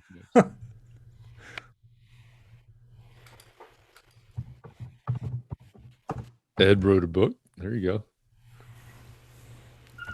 Scott says walk around wearing masks all day. Do you remember like the first month of wearing masks and everybody was like, I feel so weird wearing a mask. I'm sort of embarrassed that I'm wearing a mask. And now you put the mask on, it's like a part of life. I don't mind. It hides the chin hairs really nicely. Right. William says what I realized with the masks is that, you know, I had a pretty significant beard for a while, and I just shaved it off. I mean, it was such a hassle to have a beard and wear a mask that I just got rid of it. It caused all kinds of rashes and itching, and you always had to comb it out, you know, because you'd wear your mask and you'd mess your beard up. So I've noticed that the strap can break and the beard can hold it on like Velcro, though. That's true. That's true. Back up. Or if you're good, you could make a beard mask. You could just sort of There is one. create a beard mask. I saw on Amazon the other day one that addressed both the fact that you can't see somebody's mouth and dealing with a mask. It's a clear lucite mask that I've fits seen that over a now, beard. yeah. It's big enough to grasp a good sized beard, has vents around the bottom. Looks hotter than all get out, but you can see the face underneath. What matters here? Have bank robberies gone up? You know, it's like you used to not be able to wear a mask or a hoodie or anything in a bank, and it's like now you have to wear a mask everywhere. So, have bank robberies increased, or have they gone down? Or I went to my bank the other day, and there was boards all over the windows and broken windows. But I live in Portland, so maybe that's just a different reason. I saw John Kenny's comment there about me wearing a mask into the bank teller, you know, walking into the bank looking like the Unabomber was a new thing this year. Yeah, exactly. Yeah, that was a very weird feeling.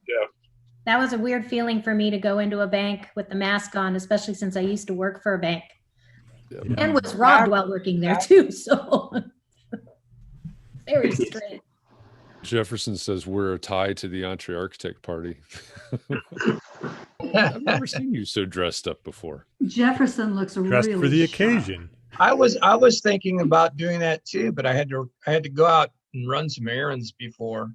I'm pretty sure the invite said you were supposed to dress up, but it did. Maybe I was the only one that got the invite. No, we talked about it in context and clarity a couple times, clarified dressing up. So you're the only one that got that. I'm wearing my Christmas scarf. Yeah. Very My important. wife got varsity this. jacket on. You That can't looks see. nice. There you All right, let's answer the question. Who was the architect of Hearst Castle? Is Julia Morgan. And our answers, or our winners are Dawn Zuper with 3 points. We have Edward Shannon with 2 and Jennifer Kay with 1. And Dawn is in the lead now with 17. And we've got Jody with 13 and Jennifer with 11. I'm embarrassed because I have really an bad at trivia, architectural you history guys. degree. You know, Sorry. An Entree architect history degree. I like it. Oh, Here you go. AIA pin on there. Kurt, I like your AIA pin. All right, next question. What well-known company is featured in season 1 of EntreArchitect's Build Your Brand podcast? Wait, can you repeat the question? What well-known company is featured in season 1 of EntreArchitect Build Your Brand podcast? Not worth it. Does spelling count on this one because that first answer? No, mine too. I spelled that wrong, but I know what I was saying. My laptop is in the wrong position here for typing. I knew that without Googling, Jeff. Appreciate that. I didn't, but I'm glad somebody did. Yeah. Down here. Some other firsts from this year: teacher speak at a video conference. Jennifer. Nicole hired her sister as an employee. Her background was in criminal justice, and she's just finishing business operations master's degree. So she's now my operations and permit manager, and probably your collections person as well. Catherine says post on TikTok. Yeah.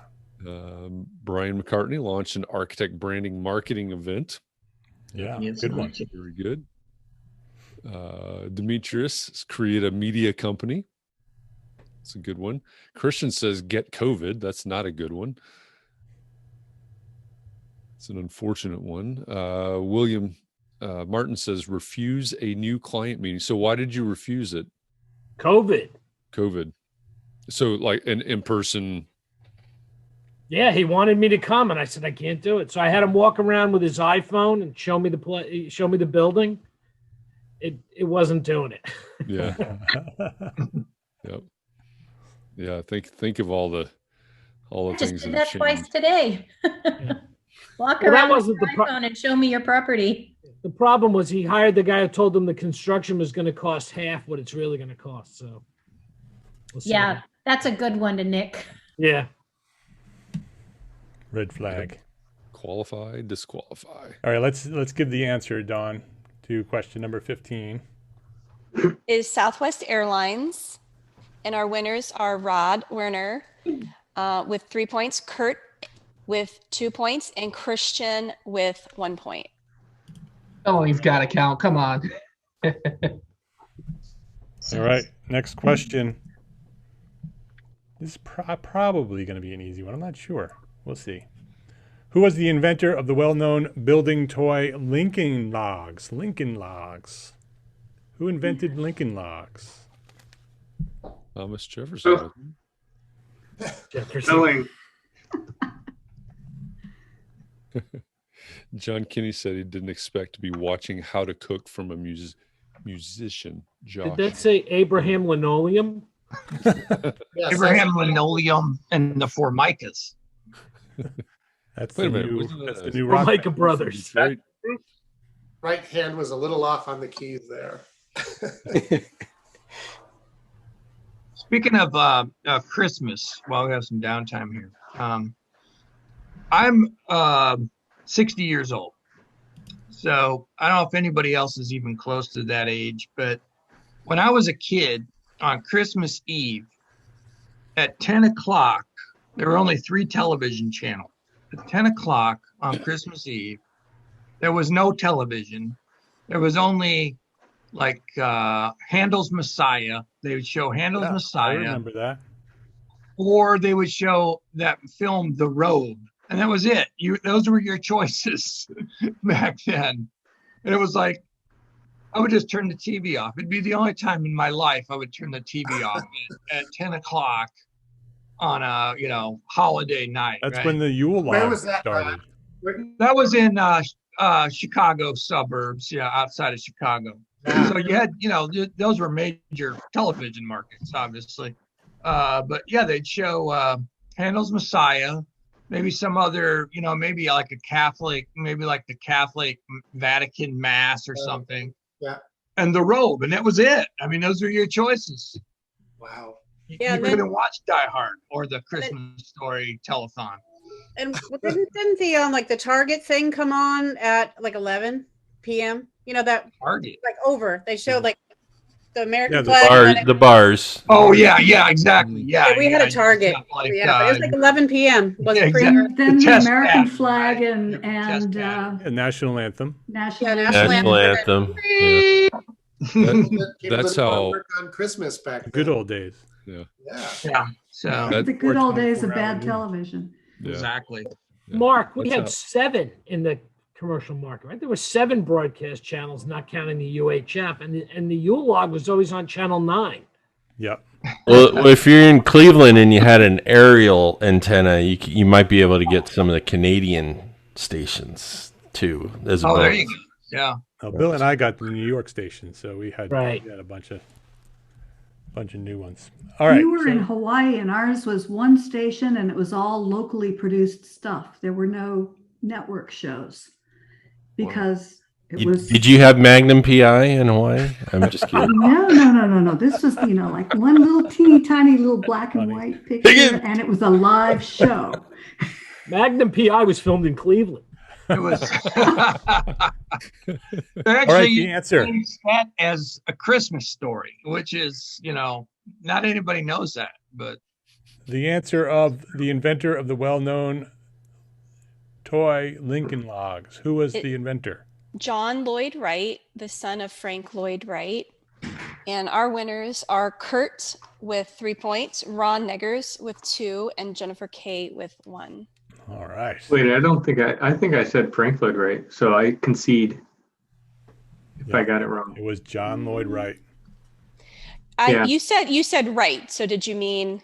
Well, my first answer was Frank Lloyd Wright, and then I wrote White, so I concede. It's got to be John Lloyd Wright. Kurt. I'm just going to start typing numbers in. Okay, then. So do we have to adjust? Hold on 1 second then. Let me just look at my list here. So right after. did you know that Frank Lloyd Wright's son designed the house that a man owned whose son thinks he was the murderer of the Black Dahlia victim? Did you know that? Wait, what? Wait. Yeah, in California, in Los Angeles, the woman who was murdered and her body, she was cut in half. It was the Black Dahlia, unsolved murder. Yeah, is this an architect thing? First it was Yes, car bombs. there was an architect. There was a. This is an architecture conspiracy theory. This is an architecture related thing about Frank Lloyd Wright's son. He designed the house that this person who was a doctor lived in, and his son was a homicide detective in Los Angeles, and wrote a book about how he believed his father was the person who committed this crime. Oh. And the house was designed by Frank Lloyd Wright's son, and some of the forensic evidence was linked back to an invoice that his son sent to this person. Is this a 6 Degrees of Kevin Bacon story? This is 6 Degrees of Frank Lloyd Wright. degrees of Frank Lloyd Wright, actually. So Rod, are you a forensic architect? no, but this is on a website. This is on a podcast actually that I found from EntreArchitect, because Merritt posted something about podcasts, and I found the podcast was something that she posted. Was that the Snowden house? John Snowden house?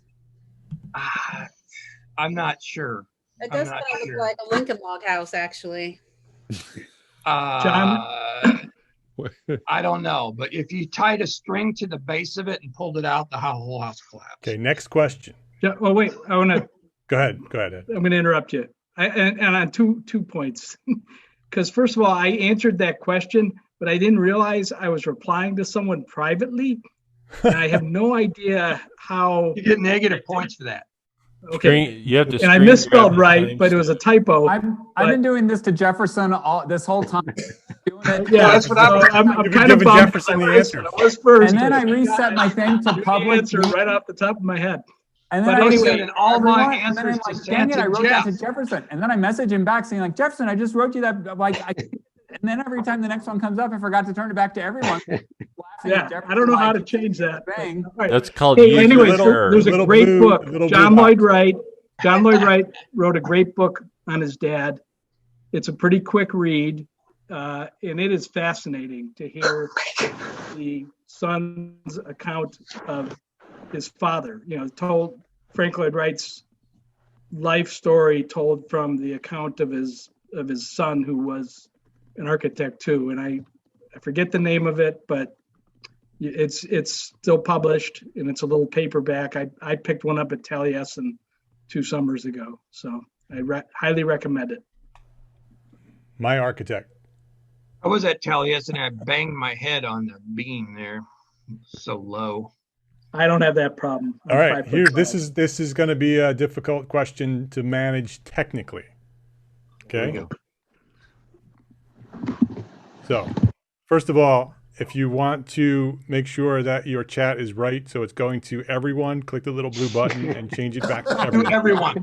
Now I found that out. Okay. Okay. At least send it to Don. Sending all my answers to you, Edward. All right.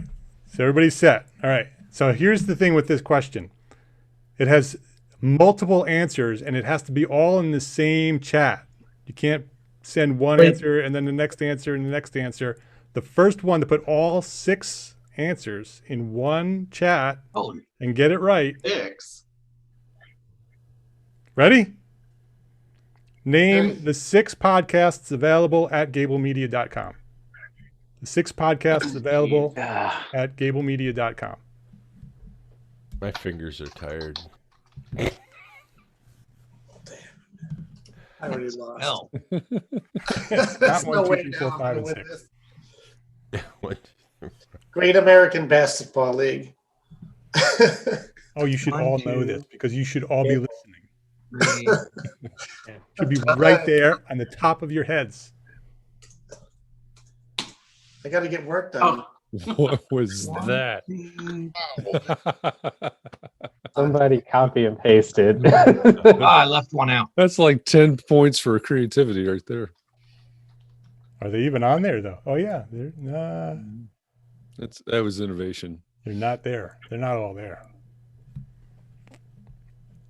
Quick thinking though, Tim.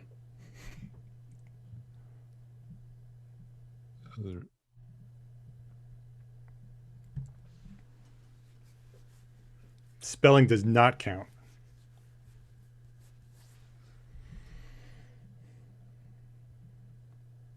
Post the link.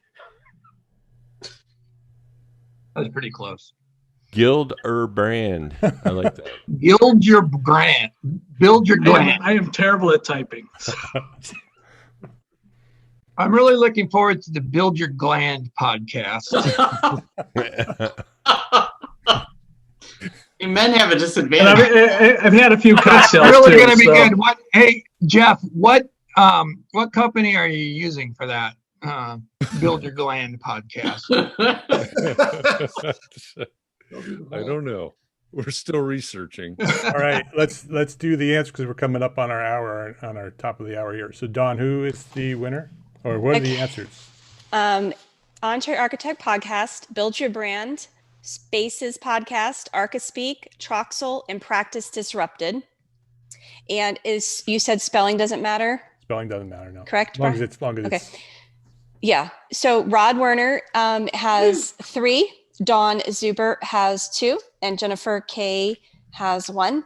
And quickly, Dawn is now at 20. And Jennifer is at 15. And Jody is at 13. Wow. Rod is at 9. Getting close. Getting close. All right, next question. Jody stalled out. Christian said 1. Which New York City skyscraper? Hang in there, Christian. Which New York City skyscraper generates more revenue from its observation decks than from the 85 floors of its office space? Which New York City skyscraper generates more revenue from its observation decks than from the 85 floors of its office space? Which I thought was a really neat fact.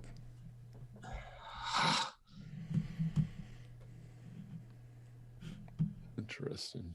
Jeff, you want to post a new question?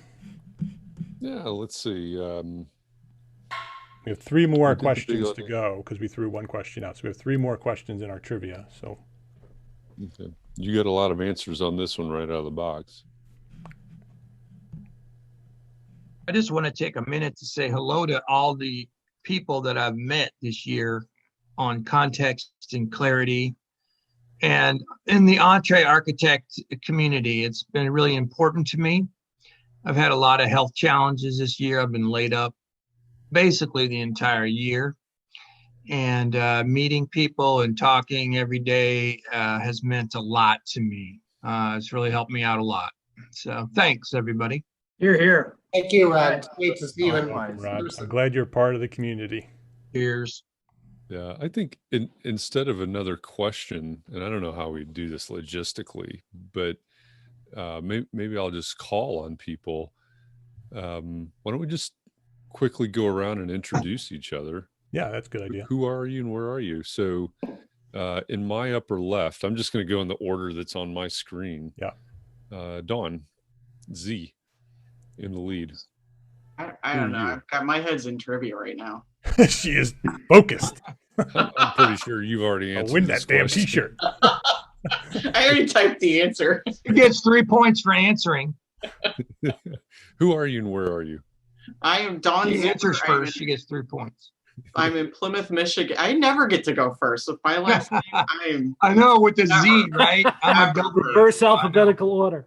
Yeah. Yeah. So Dawn Zuber. I am in Plymouth, Michigan, which is really a little closer to Ann Arbor than it is to Detroit.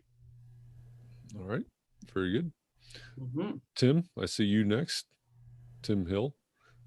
Yeah, Cincinnati, Ohio, near, and just kind of in the country, but work in the city and going on my own, and love the support that I get from everybody and the input from everybody. Tim, are you a Bearcat?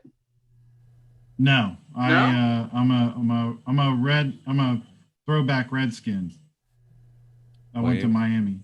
Yeah. Oh, okay. I'm a Bearcat. Sorry, my boss is a Bearcat. A lot of Bearcats in Cincinnati. It's like all Bearcats except seems like only me. Jeff, I'm going to just What jump is in or and is take another Miami question. now? What is the name of the team? Red Hawks. Red Hawks. Yeah. Yeah, it switched when I was there. The university here where I am used to be the Braves. Now it's the Hawks. You know, everything's like put war in front of everything. Here. Yeah. All right, Dawn, what was the answer to our question 18? Empire State Building. And our winners are, sorry, I've been in tally mode here.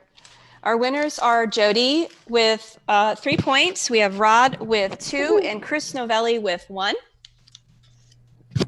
All right. Next question. Who invented the safety elevator? Which is the elevator that we know of today. Who invented it? And you have to have their full name. Blow it up. Full name. You people type. You have to have the full name. You have to have the full name. Uh-oh. Full name. First You three. said that after I answered, though, so. That changed things really quickly. All right. I love Rod's answer.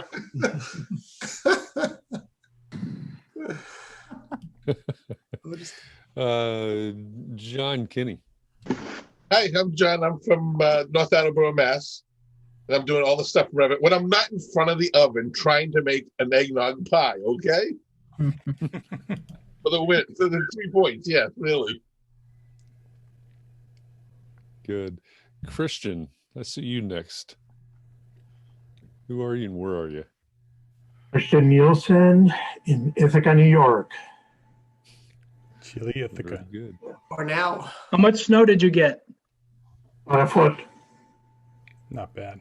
Not too bad. There's That's nothing. too bad. Foot of snow there is nothing. yeah, like my sister said, 4 feet in Vermont and actually 4 feet in about an hour south of here too. So Wow. Well, Leslie, how much snow did you get? No? What's that? Exactly. Where are you, Leslie? I'm just down the street from Margarita. We're going to get together next, just at the start of January. Yeah. I'm in Palm Beach Shores, which is basically looking across the inlet at Palm Beach, just on the other side. What a difference the zip code makes. Yeah. It's very What are cool. we supposed to say here? Okay, who we are. I'm Leslie Dival. Nobody knows how to pronounce my name. I'll bet you all got it wrong if you ever tried. Leslie? I got it right. Dival. Oh, Last Rhymes name. with I know rhymes how to with pronounce Leslie. I mean, rhymes with highball. Okay? Don't forget it. I have to say that Leslie was the one who introduced me to EntreArchitects. Was I? Yeah. How'd I do that? You made some comment on our common Facebook friend, David West. He had some picture of a building in Georgia and used Right. about how the overhangs were not good for snow or something. I forget how it is, but then you told me about this group and thank you. That's right. I forgot all about that. Oh, man. That's what happens when your head is so full of stuff, so full that you got to quit architecture. After 40 years. Become a gardener. 40 years of your own. All right, let's do the answer. The answer, and we don't need the middle name, just first and last name. Okay, so it was Alicia Otis invented the elevator in 1852. And we have... Was not Otis Day in the Nights, Rod. No. So Earl Parson, we have Otis, my man. Earl Parson with 3. We have Chris Novelli with 2 and Jody D with 1. Okay, but just technically, I was the first one. Just saying, didn't get the whole name, but Yeah, and I was late on the full name thing. well, I just want to say that because that's the first time it's the only time I'll ever be. Well, he had said you had to have first and last name. Yeah. I know, but that was after I wrote it. But you know what? I'm going to go spend $25 anyway now that I really want it at the store. So I hope we all do. All right, next question. I have to say that, I typed Otis. Next question. Otis Day in the Nights is from what? Animal House. That's right, Animal House. I can't believe that I typed Otis 4 stupid letters and 8 or 9 people beat me to it. That's why I will never, ever beat Kenny to be first at context. All right, here's the next question. What state was I born in, and which state do I live in today? There's 2 states. Where was I born, and what state do I live in today? Fusion is the same either way. Long-time listeners probably know this answer.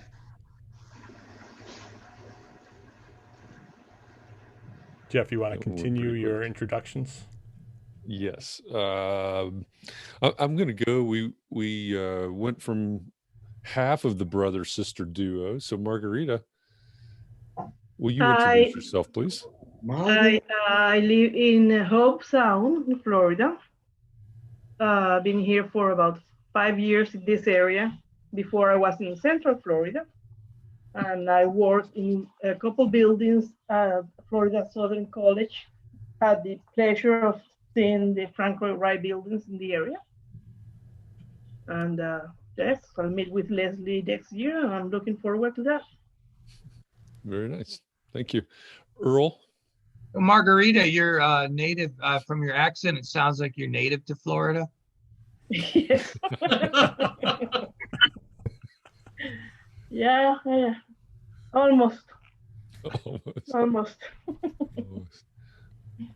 who's I'm next? Earl Parson. I'm in Prescott, Arizona, and I'm gonna interrupt this introduction to plug my new Facebook group for Rhino users, architects who are Rhino users. If you look in the EntreArchitect Facebook group, I just posted about this, and I'm starting to get some people joining the group. So there's no real activity in there yet, but I'm kind of excited about it. It's just to share tips and tricks and. Hey Earl, did you like hear Evan Troxell's interview of the founder of Rhino? I don't know if he was. Bob. One of them was Scott Davidson. Very interesting conversation. Go back and listen to him. Is that Republicans in name only? No. It's actually not. It's a software. So Short for rhinoceros. I look like a rhino, but I don't use the software. It's the horn you got to watch out for. All right, let's get the answer. An aphrodisiac, to where was I born and where do I live today, Dawn?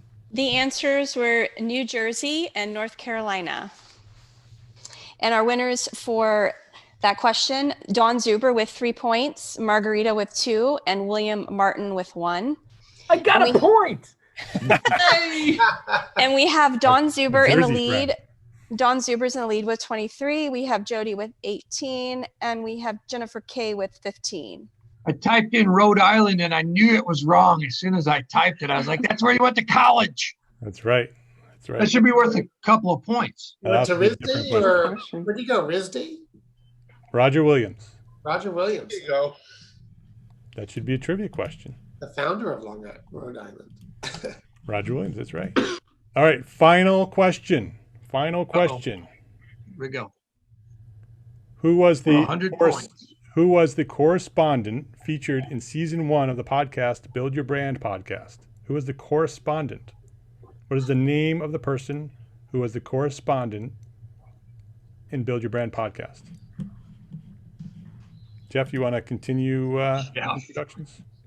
And how many takes did it take to say that person's name correctly? Ed Shannon. Well, hello. Coming to you from Des Moines, Iowa. And if you've never been to Iowa, Iowa's flyover country, which I'm originally from Chicago, but I've lived in Iowa for 10 years. And I went to school in Iowa a long time ago. Iowa is flyover country. I want to encourage you all, if you, instead of flying, to drive through. We have some fantastic architecture here. We have the only Frank Lloyd Wright designed hotel that is still in existence in Mason City. Mason City also has the second largest concentration of Prairie School architecture next to Oak Park, Illinois. We have 5 of Louis Sullivan's late buildings, including 3 of his jewel box banks. And Des Moines, the big city where I live in, which has about 500,000 people, has an art museum designed by 3 architects, Eliel Saarinen, I.M. Pei, and Richard Meyer. We have a new Renzo piano building, David Chipperfield, Helmut Jahn. I could go on and on. Great amount of architecture for Sounds like a good place for an EntreArchitect city meetup when all this stuff messes. Yeah. We don't have pro sports in Iowa. College sports are big, so I'm going to give a plug to my Iowa State Cyclones, who are in the Big 12 championship tomorrow. Go Clones. All right. Great to see you all, and really see the voices behind the faces. It's been wonderful. Fun. You can also wear your masks into any of those Louis Sullivan banks. Most don't operate as banks. One's a restaurant, one's a Grinnell Chamber of Commerce, 2 are Chamber of Commerce, and one's a restaurant. Another fun fact. The coach for Iowa State, they're talking about him being getting a job as a pro coach.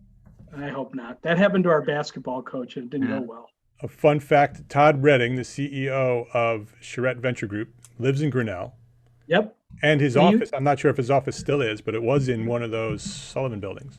Yeah, it was in the bank. It's not any longer. Yeah, and I met Todd through your podcast when he said he's from Iowa, and we connected. We've had lunch a few times and good. Seen each other, different events. Man. It's really, really nice. Yeah. All right. How about we wrap up the trivia and then we can continue the discussion, the introductions, and then we'll wrap things up. Dawn, what was the final answer of the question? Who was the correspondent at Build Your Brand podcast? It was me, and Jeff butchered my name almost every single time we recorded. Dorn Porter? I was Porter and Porte and Don. Yes. She was Don a lot. But it was fun. We had a good time. And the winners for that was Earl Parson with 3, Kurt with 2, and Rod Werner with 1. And are we ready for our winners? Yes, our drum roll. final. Okay, Actually, so my name is pronounced Porta. Porta. Dawn Zuber won the trivia with 23 points. Yay! Oh man, good job. Our I second suck place at trivia. I suck at trivia. You did great. I suck at typing. And Jody came in second with 18. Yay, And then Jody. we had Jennifer K with 15. Yay, And then we had Kurt with 13. Oh. Good job, guys. I have 11. The ladies. Can we roll those points over to next year for the trivia? I'll hang on to them. I'll put them on a spreadsheet and keep. I just want to point out that I don't consider the things I know trivia. I consider the things I know rather important. Don Zuber, I will send you a code to the Awesome. spring Way to shop. go, Don. Thank you. I'll email it to you later on. Hey, Don, is that, are you close to Monroe, Michigan? Yes. My brother, I live in Monroe, Louisiana. My brother lived in Monroe, Michigan for quite some time, which is the birthplace of George Custer, by the way. And No, I did not know that. There's some trivia for you folks. That's more important facts. But there was From no Rod trivia. It was Porter. all important. Yeah, before It's we not jump trivia, back- that's essential knowledge. John, goodbye. Do you want to just introduce yourself real quick, John, before you go? Yeah. I mean, John Jones. Yeah, John Yes, Jones. John Jones. Yep. Hey, John. You have to John Jones in Westport, Connecticut. There's no Frank Lloyd Wright buildings here, but it's still a nice place to live. And John's also one of the moderators at the Architects and Allies group, along with Brian McCartney, who's right next to him in my grid. And John's also the facilitator for the Architects and Allies mastermind group in the membership. So thank you. I want to say thank you for setting this up. It's just a joy to see everyone's faces and not just pictures or Facebook things. It's great to meet you all. I love it. I don't know if you noticed that John has that's a framed picture of me behind him there. All of them. Thanks, They're all right. Thanks, John, for That's framing Rod. those Rod up. pictures of Rod. Any day, Rod. I sent John those pictures and he framed them up for the I appreciate party. it, Rod. He told me those are my pictures. Rod, my pictures are supposed to get there by Christmas, but I just got to notice that. Yeah, it's like I'm waiting for them. I thought they would be here by now. I was checking the dog was barking. I thought maybe that was the delivery guy, but it was a pizza. Yeah. Before we wrap, Maybe by next year we'll have those up. Yeah, maybe. Before we wrap up, I'm finishing because I want to finish the introductions. If anybody has to go, just raise your hand and we'll jump to you next. But I just posted a couple of 3 links in there. The Teespring store is where you can buy T-shirts and help support Entre Architect. Entre Architect brand course is the new course that Jeff and I just launched for building a brand system for your architecture firm. And Brand Basics is a free version of that course. So you can see 3 videos that Jeff put together teaching about branding. The course, the free course is all by itself will teach you a lot about branding and will apply. You can apply that to your firm. The course, we go much deeper. I'm not going to get into a whole pitch about it. You should go check it out at that link. I just want you guys to all know that it's there. All right. Let's Jeff. jump to Jody real quick because she needs to leave. Thanks. Hi, everybody. I'm Jody Dubiowski. I'm in Richmond, Virginia. And I just wanted to say thank you out loud to all of you. This group is a huge reason why I felt like I could go out on my own.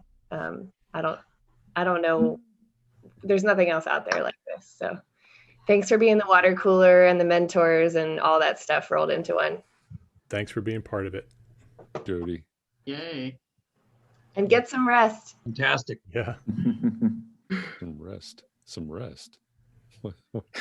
Let's see. Anybody else need to leave? Don, you got to go? Dawn's waving. Dawn All Porter. right, before Dawn goes, I just want everybody to know Dawn is an integral part of what we do here at Entre Architect. She's my assistant, but more than that, she helps me stay on track, helps me do everything that we're doing. And so, Dawn, thank you for everything you do for me and for the Entre Architect community. You're welcome. I really enjoy working for Mark and the EntreArchitect community. It's been wonderful, and enjoy communicating with each of you. I wish everybody Merry Christmas. I live in, well, just south of Charlotte. I'm in Weddington, North Carolina, which is an area just south of Charlotte, which is actually kind of near Mark, where Mark lives. Yeah. So yeah, been here 26 years. So love it. And my dogs, I have 4 dogs, and they're all staring at me because they usually eat at 5 o'clock. And I keep seeing them come to my office, and they're literally staring me down. So I'm going to sign off and go feed them. But I wish everybody Merry Christmas and a Happy New Year. Thank you, Dawn. Thanks, Dawn. Thanks, Okay. Dawn. Merry Christmas. A mutiny Take is care. at hand. See you later. Bye. Next on my screen is Katherine Mcphail. Oh, Katherine. Hello. And so I live in Arlington, Massachusetts, and yeah, what else? That's it. That's it. She's a There's TikToker. She's oh a yeah, I'm TikTok on star. TikTok. Is anybody else on TikTok, or is it no? Well, you guys Just should on all there join. There are right only now. 2 other architects besides me on there, so it's a place we should all just go and have it and kick all the. Where A is lot of my followers- where is Arlington? Where is that? Massachusetts. Yeah, It's right outside of Cambridge. Okay. So it's like Okay. Cambridge is about 1.5 miles down the road from Sure. me. So there's just some I excitement used in to Cambridge. live in I used to live in Brighton Oh yeah, back in the day. So it's hard to get there from here, but not impossible. Can't get there from here. Can't get there You from here. can't really get there from here, but yeah. So that's it. But I've really been enjoying this community over this year because I'm in here in my basement by myself, except for between 4 and 5 every day when I can chat with people. So I've appreciated that. Thank you. Well, thanks for lending us your couch. And where's your fiddle? Why no fiddle tonight? House Maven, if anybody's looking for her on TikTok. House Maven. The fiddle. Let's see. Jennifer Kretschmer. Hey everybody, I'm Jennifer Kretschmer. I'm located in San Jose, California area, which is smack in the heart of Silicon Valley. I own a small firm, J. Kretschmer Architect, and we primarily do single family residential projects, although we are now transitioning into other residential type work, including multifamily housing and senior housing. Very good. Let's see, Mr. William Martin. Hi. I am located in New Jersey, about 1 mile north from where Mark LePage grew up. So I don't know how much you know about the geography about that. There's a trivia question. That isn't a question. Too bad that wasn't a trivia question. Yeah. It's like, I used to do big stuff. I used to do big buildings, like warehousing and shopping malls and things like that. Right now, I do mostly high-end, high-performance, single family. This area is very built up, so a lot of what I do is additions, renovations, and some knockdowns, although I typically will turn down the knockdowns. I don't like knocking down buildings that are already there. So that's pretty much what I'm about. I enjoy this group. I enjoy mentoring younger architects, and it's really been a great place to spend time. And not having a lot of time, this is where I spend a lot of my time, is on that Facebook EntreArchitect Facebook page. Thank you, Mark. You're welcome, Bill. Thank you for being such a great contributor over there. I appreciate it. You're welcome. All right, Nicole Linham. Did I say it right? Close enough. It's Lynham. So Nicole Lynham. I'm in Mesa, Arizona. Found this group earlier this year, and you guys have been super helpful as I've been working on taking over the firm that I'm in and learning how to go from architect to business owner to running businesses. And that's not a fun process, as everybody in this group probably is learning or has learned. So it's been good having this group to learn and from all of you and help avoid mistakes that could be made. Good to have you here. Very good. You've got quite a view out your back window there too. That's awesome. Yeah, in an airplane. It's a little bit of a telescope to go from Mesa to the Grand Canyon view, but it works. My mother lives in Mesa. Yeah. She's 91 on Sunday. Oh wow. That's Happy two birthday. trivia questions in one, Rod. No, He's not hiking that Grand Canyon this weekend. it's two important facts in one. Yeah, sorry, not trivial. All right, Chris Novelli. Hi, how's it going? I am Chris Novelli. I am in Massachusetts. And like many others on this call, I took the leap this year and started my own firm. Congratulations. Great. Congratulations for sure. Yep. And Chris was our single live call-in this morning on our live stream. I heard that. That will be the trivia question for next year. That's right. Trivia question for next year. Who was the first person to call in? Call in live. And Chris, you have that honor forever. Yep. The first call. I heard that. I heard that call. I heard Chris call in. I was listening. I was on YouTube, and I heard that conversation. So. I'm thinking of getting a plaque made and hanging it on the wall over there. It's in the mail. It's in the mail. Virtual plaque. Hey, Chris, where are you in Massachusetts? I'm in Hopedale, so I'm right down 495 near Milford and Foxbury. He's a stone's away from me. Yep. Yep. Just a little north of John. Yeah. Let's see who. Everybody Yeah, shifts get there to around. Brighton, though. Let's see. Demetrius, haven't introduced you yet. You haven't introduced yourself yet with your new hat. It's probably not that new. Yeah, no, old hat. Demetrius Lynch in Southern California, specifically Irvine, if anyone knows that area. I'm in the third year, about to start my fourth year of having my own practice and doing residential renovations, small tenant improvements, that kind of stuff. And have the Spaces podcast, one of the podcasts on Gable Media. And we just completed our third season of that podcast. Bravo. And a co-founder of Gable Media. Yeah. My And partner. A co-founder. Yeah. And I think the only podcast with a hat. Well, no, that's not true. No, you have a It's not hat. You have an Entree Hat on right now. Not an Entree Architect podcast hat, but it's an Entree Architect hat with a label. Yeah, I should have pulled that out for the party. Yeah, it's in a glass case and it's lit. It's in the museum. Case of emergency, break glass. Yeah, I forgot about that. Let's see, who? James Polk. Funny.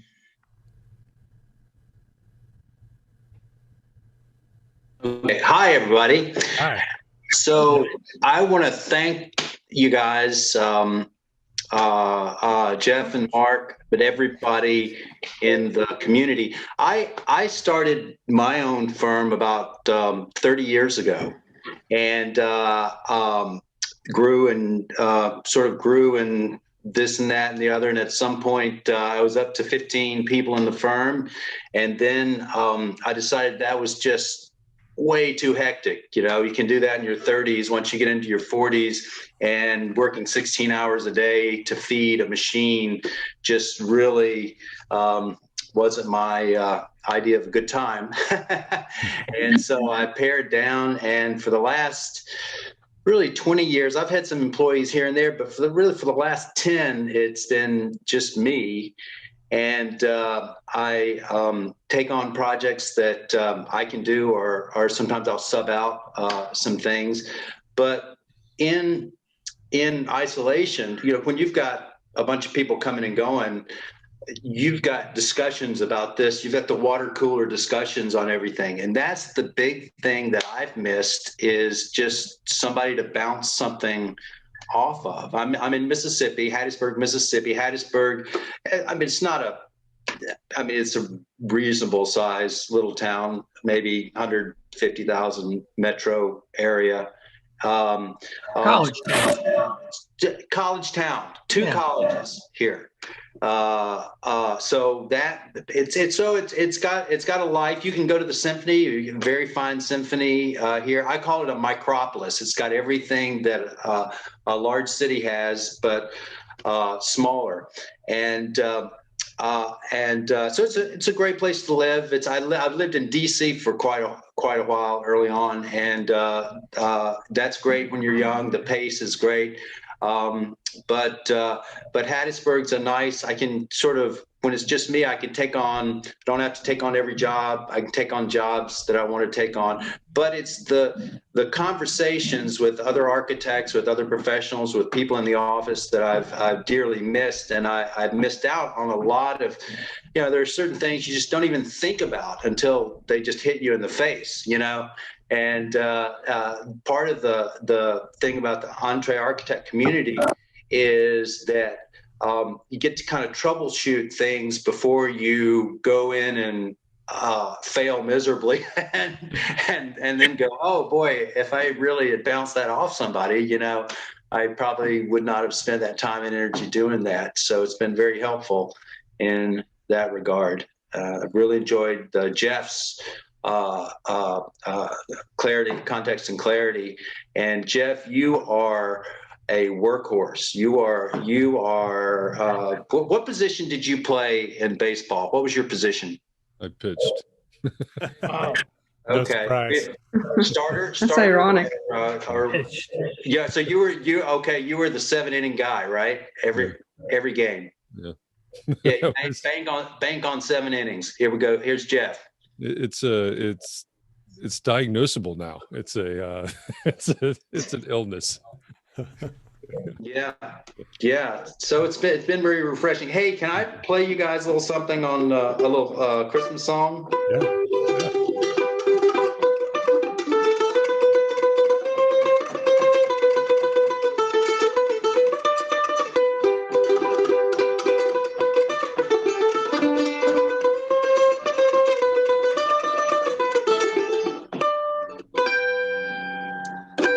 There you go. Very nice. That was great, but it sounded almost like Deliverance. That was a banjo. This is a mandolin. You got a pretty mouth. Yeah, that's definitely not a banjo. That's obviously a mandolin. I don't know who said that. Catherine, you've got, is that a violin or a fiddle that you have? It's a fiddle. What kind do you play old time? There's a lot of old time up there. I never play old time, only Scottish. Scottish. Oh, I love it. We should do a live EntreArchitect music session. I know. I suggested that for the party, but well, we can do it separately. I'm Scottish. My name was Pollock until it got here, and then they dropped off the extra letters. Straight from Scotland. Ah, cool. So yeah. So yeah. There you go. All right. Well, so. Thanks for the tune, James. Very nice. Thanks, James. That was awesome. Ladies and gentlemen, I have to leave. And Rod, I love your wit, Rod. Thanks, James. Razor sharp. Bill, thank you. Yeah, Merry Christmas, everybody. Merry Christmas. Thanks, William. Merry Christmas. Bye-bye. Call me Bill. Don't call me William. I'm no prince. Thanks. Bye. Bill. Merry Christmas, Bill. Merry Christmas. All right, let's see. Evgenia. Hi. Can you guys hear me? Yes. Yep. Yeah, hello. I am in Sacramento, California. As you can probably tell by the sunlight streaming through my window, it's only 2:35 right now here. And I am one of probably few people in the EntreArchitect community who is still working for the man. But mentally, I am on the other side. So we're here for you. I am very inspired by everything you do. And I'm like your, what's the word? I spread the word. I tell everybody to go and listen Thank and you. sign up and check it out. So Thank you very much. very cool. Appreciate that. Yes, Yeah, absolutely. Gehry is a super talented artist. I just love looking at her work that she posts on Instagram, and just super talented. Thank you. Here's Well, another thing. I know that Leslie said that nobody can know how to say her last name. The two people that in the United States that got my name right correctly on the first try are Jeff Eccles and my favorite guy at the Sherwin-Williams store. There you go. You rank right up there with the guy at the Sherwin-Williams store. Yeah. Now I know the key to getting a job at Sherwin-Williams too. All right. There you go. That's excellent. Rod, I think I skipped Rod Warner. How did that happen? Or sorry, Hey, how's it going? Rod Porter. Sorry. Rod Porter. Porta. Yeah, I'm down here in Monroe, Louisiana, which is there are no Frank Lloyd Wright buildings, but there is a Walter Burley Griffin building who worked for Frank Lloyd Wright. So there you go. More trivia or important facts. Important facts. Yeah, a very important fact. It's a prairie style building. It's kind of a neat house. Anyway, yeah, I've been down here about a decade. I'm originally from Chicago area, and my partner is a professor down here, so we ended up down here, and hanging out, doing my thing, and like I said, I've had a lot of health issues this year, so I've really depended on this community to see me through and bond with and had a lot of fun with and learned a lot of things from. So it's been very important to me, and so I appreciate everybody, definitely. Rob, a couple of questions for you. Where in Chicago are you from? Well, I'm not from Chicago. I'm from what I would call the sphere of influence of Chicago, which is western Indiana, northwestern Indiana. Okay. Which, when you grow up, when I grew up before cable TV, if you could get the Chicago TV stations, you basically identified with Chicago. Sure. And that's kind of what. So you're from the region, Rod. You're from the region. Well, I'm a little bit. I'm a little bit east of the region, actually. You know what they call the region, though. The region is basically like, I don't know where it ends, but the region is like Hammond and right. Munster and places like that. I'm actually from LaPorte, which is a little bit east of that, not quite to South Bend. So. They call the region Chicagoland. Yeah, I mean, we would play those guys in sports and stuff. Yeah, but yeah. So Chicagoland is what? The region. Yeah, if you're from the region, you say the region, and we didn't say that. So. And I had to jump in too. Sorry, but Walter Burley Griffin, who worked for Frank Lloyd Wright, graduated from my high school. Oh, which really? is Oak Park River Forest High School. And I was earlier alluding to Mason City, Iowa. He and his wife, Mary Mahoney Griffin, designed 5 houses there. And their latest kind of work before they emigrated to Australia. And they are fabulous. They're fabulous houses. I mean, they're kind of taking the prairie school almost like one step further. He was a brilliant architect. Yeah, I'll send you a link to this house that's here in town. I've got a couple of books on them, but I that one doesn't ring a bell. So yeah, it's a place called the Cooley House, and it was designed in, I think, 1906, but it wasn't constructed until the 20s. Oh, okay. But yeah, they're in the process of restoring it. So I'll send you a link to it. All right. Hey, Rod, do you remember Redimax in New Buffalo? Do you ever? That's an awesome place. That is an awesome place. I'll tell you, we used to drive to New Buffalo to buy beer. When I was a teenager, we used to drive to New Buffalo to buy beer because the drinking age was lower. And it was like 14 miles from our town to New Buffalo. And we used to drive up there and buy beer all the time. I'm surprised. One of the best none of burgers us I've ever had. feel Yeah, Redimex is because awesome. we If drive you around. are ever in the Indiana Dunes area, New Buffalo area, that is Yeah. definitely worth making a stop. Yeah. I think we have two more, right? Brian and Kevin. Yeah, let's go. Let's just go with Brian. He's talking about New Buffalo and he's from Cleveland. Back and from my he's- Chicago days. Yeah, We used to go to a place called TK's Corral in New Buffalo. I don't know. Don't if you're know familiar it. with that. But yeah, so I'm currently in Southwest Florida, Estero, Florida, and we'll soon be hailing from Vermilion, Ohio, just west of Cleveland. So should be up there in about a month. Long story, and I'm not going to explain it right now. Weather's too good in Florida. It's suffer a little. But I am not an architect. I am an ally, and so that's my reason for being here. And yeah, I just want to say thanks, Mark, thanks, Jeff, for both of you for your friendship and just your support and I don't know, providing these forums and just being good friends. So it's good to be here. Good to have you here. And Brian is one of the moderators at the Architects and Allies Facebook group, along with John Jones. So thank you for that service, Brian. Absolutely. Yeah.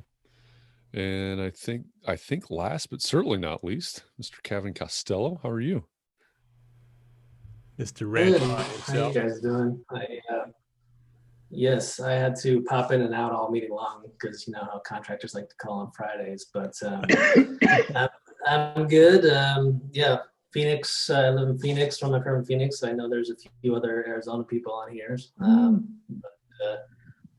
Prescott's great, a little bit colder than here, but yeah, I appreciate all you guys do and looking forward to hearing that podcast we recorded about half a year ago, Mark, at some point.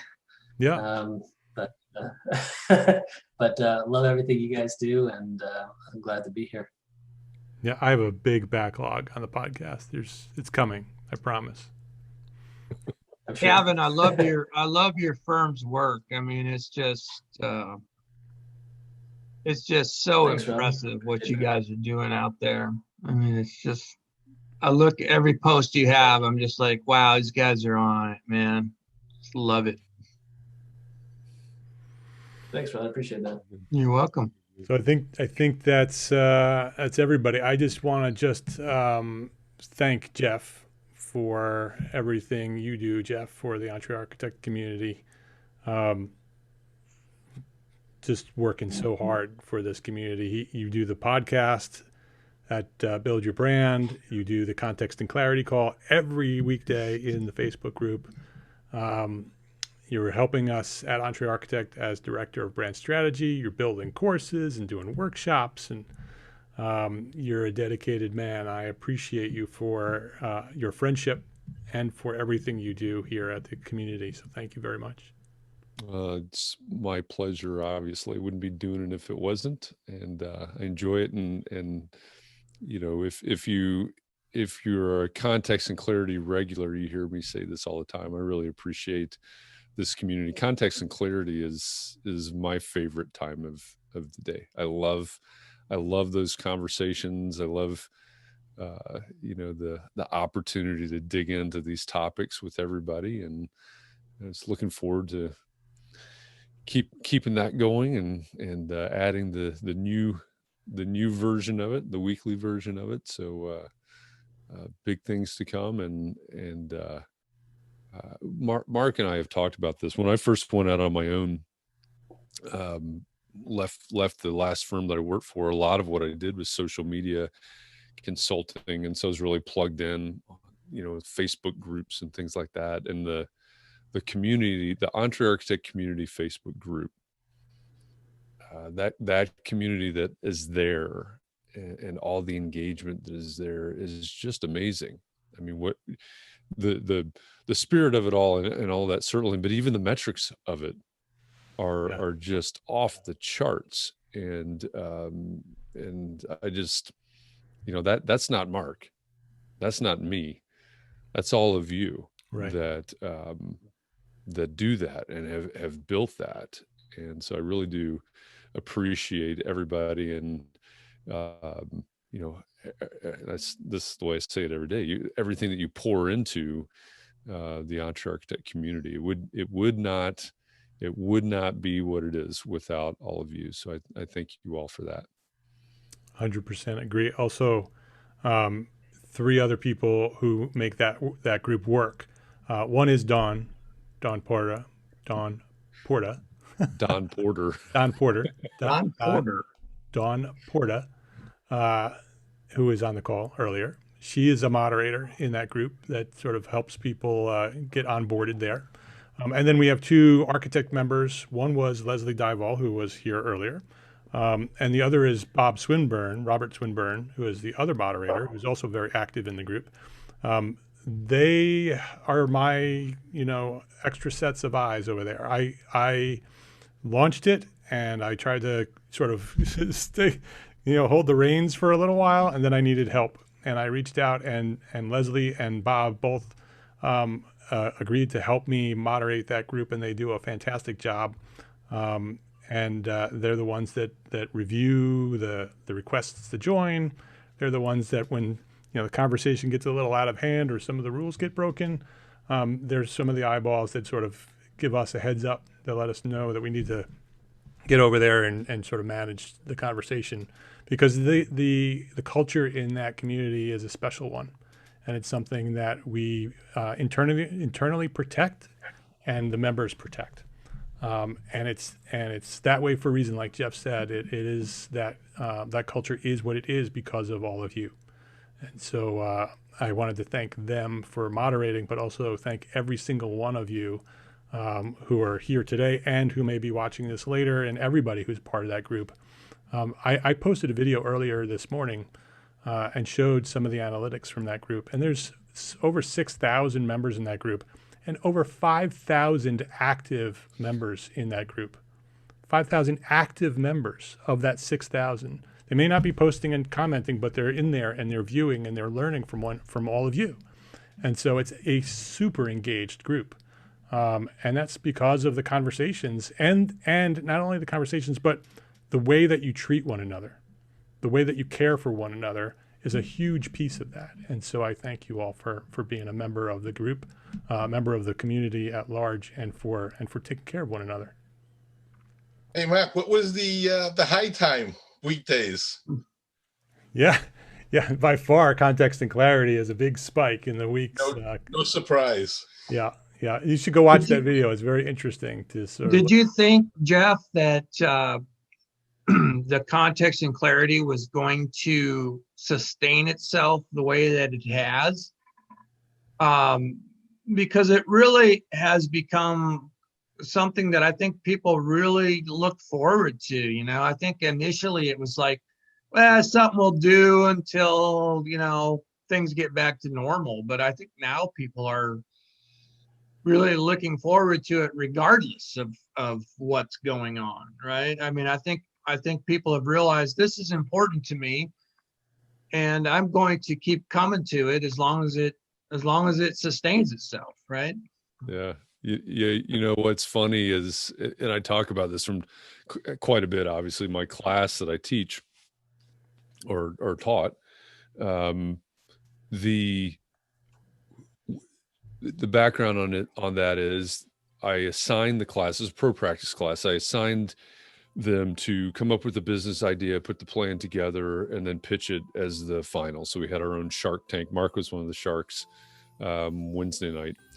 And part of that planning was you've got to come up with this idea. You've got to figure out what it is, how to grow it, and also what's your exit plan, right?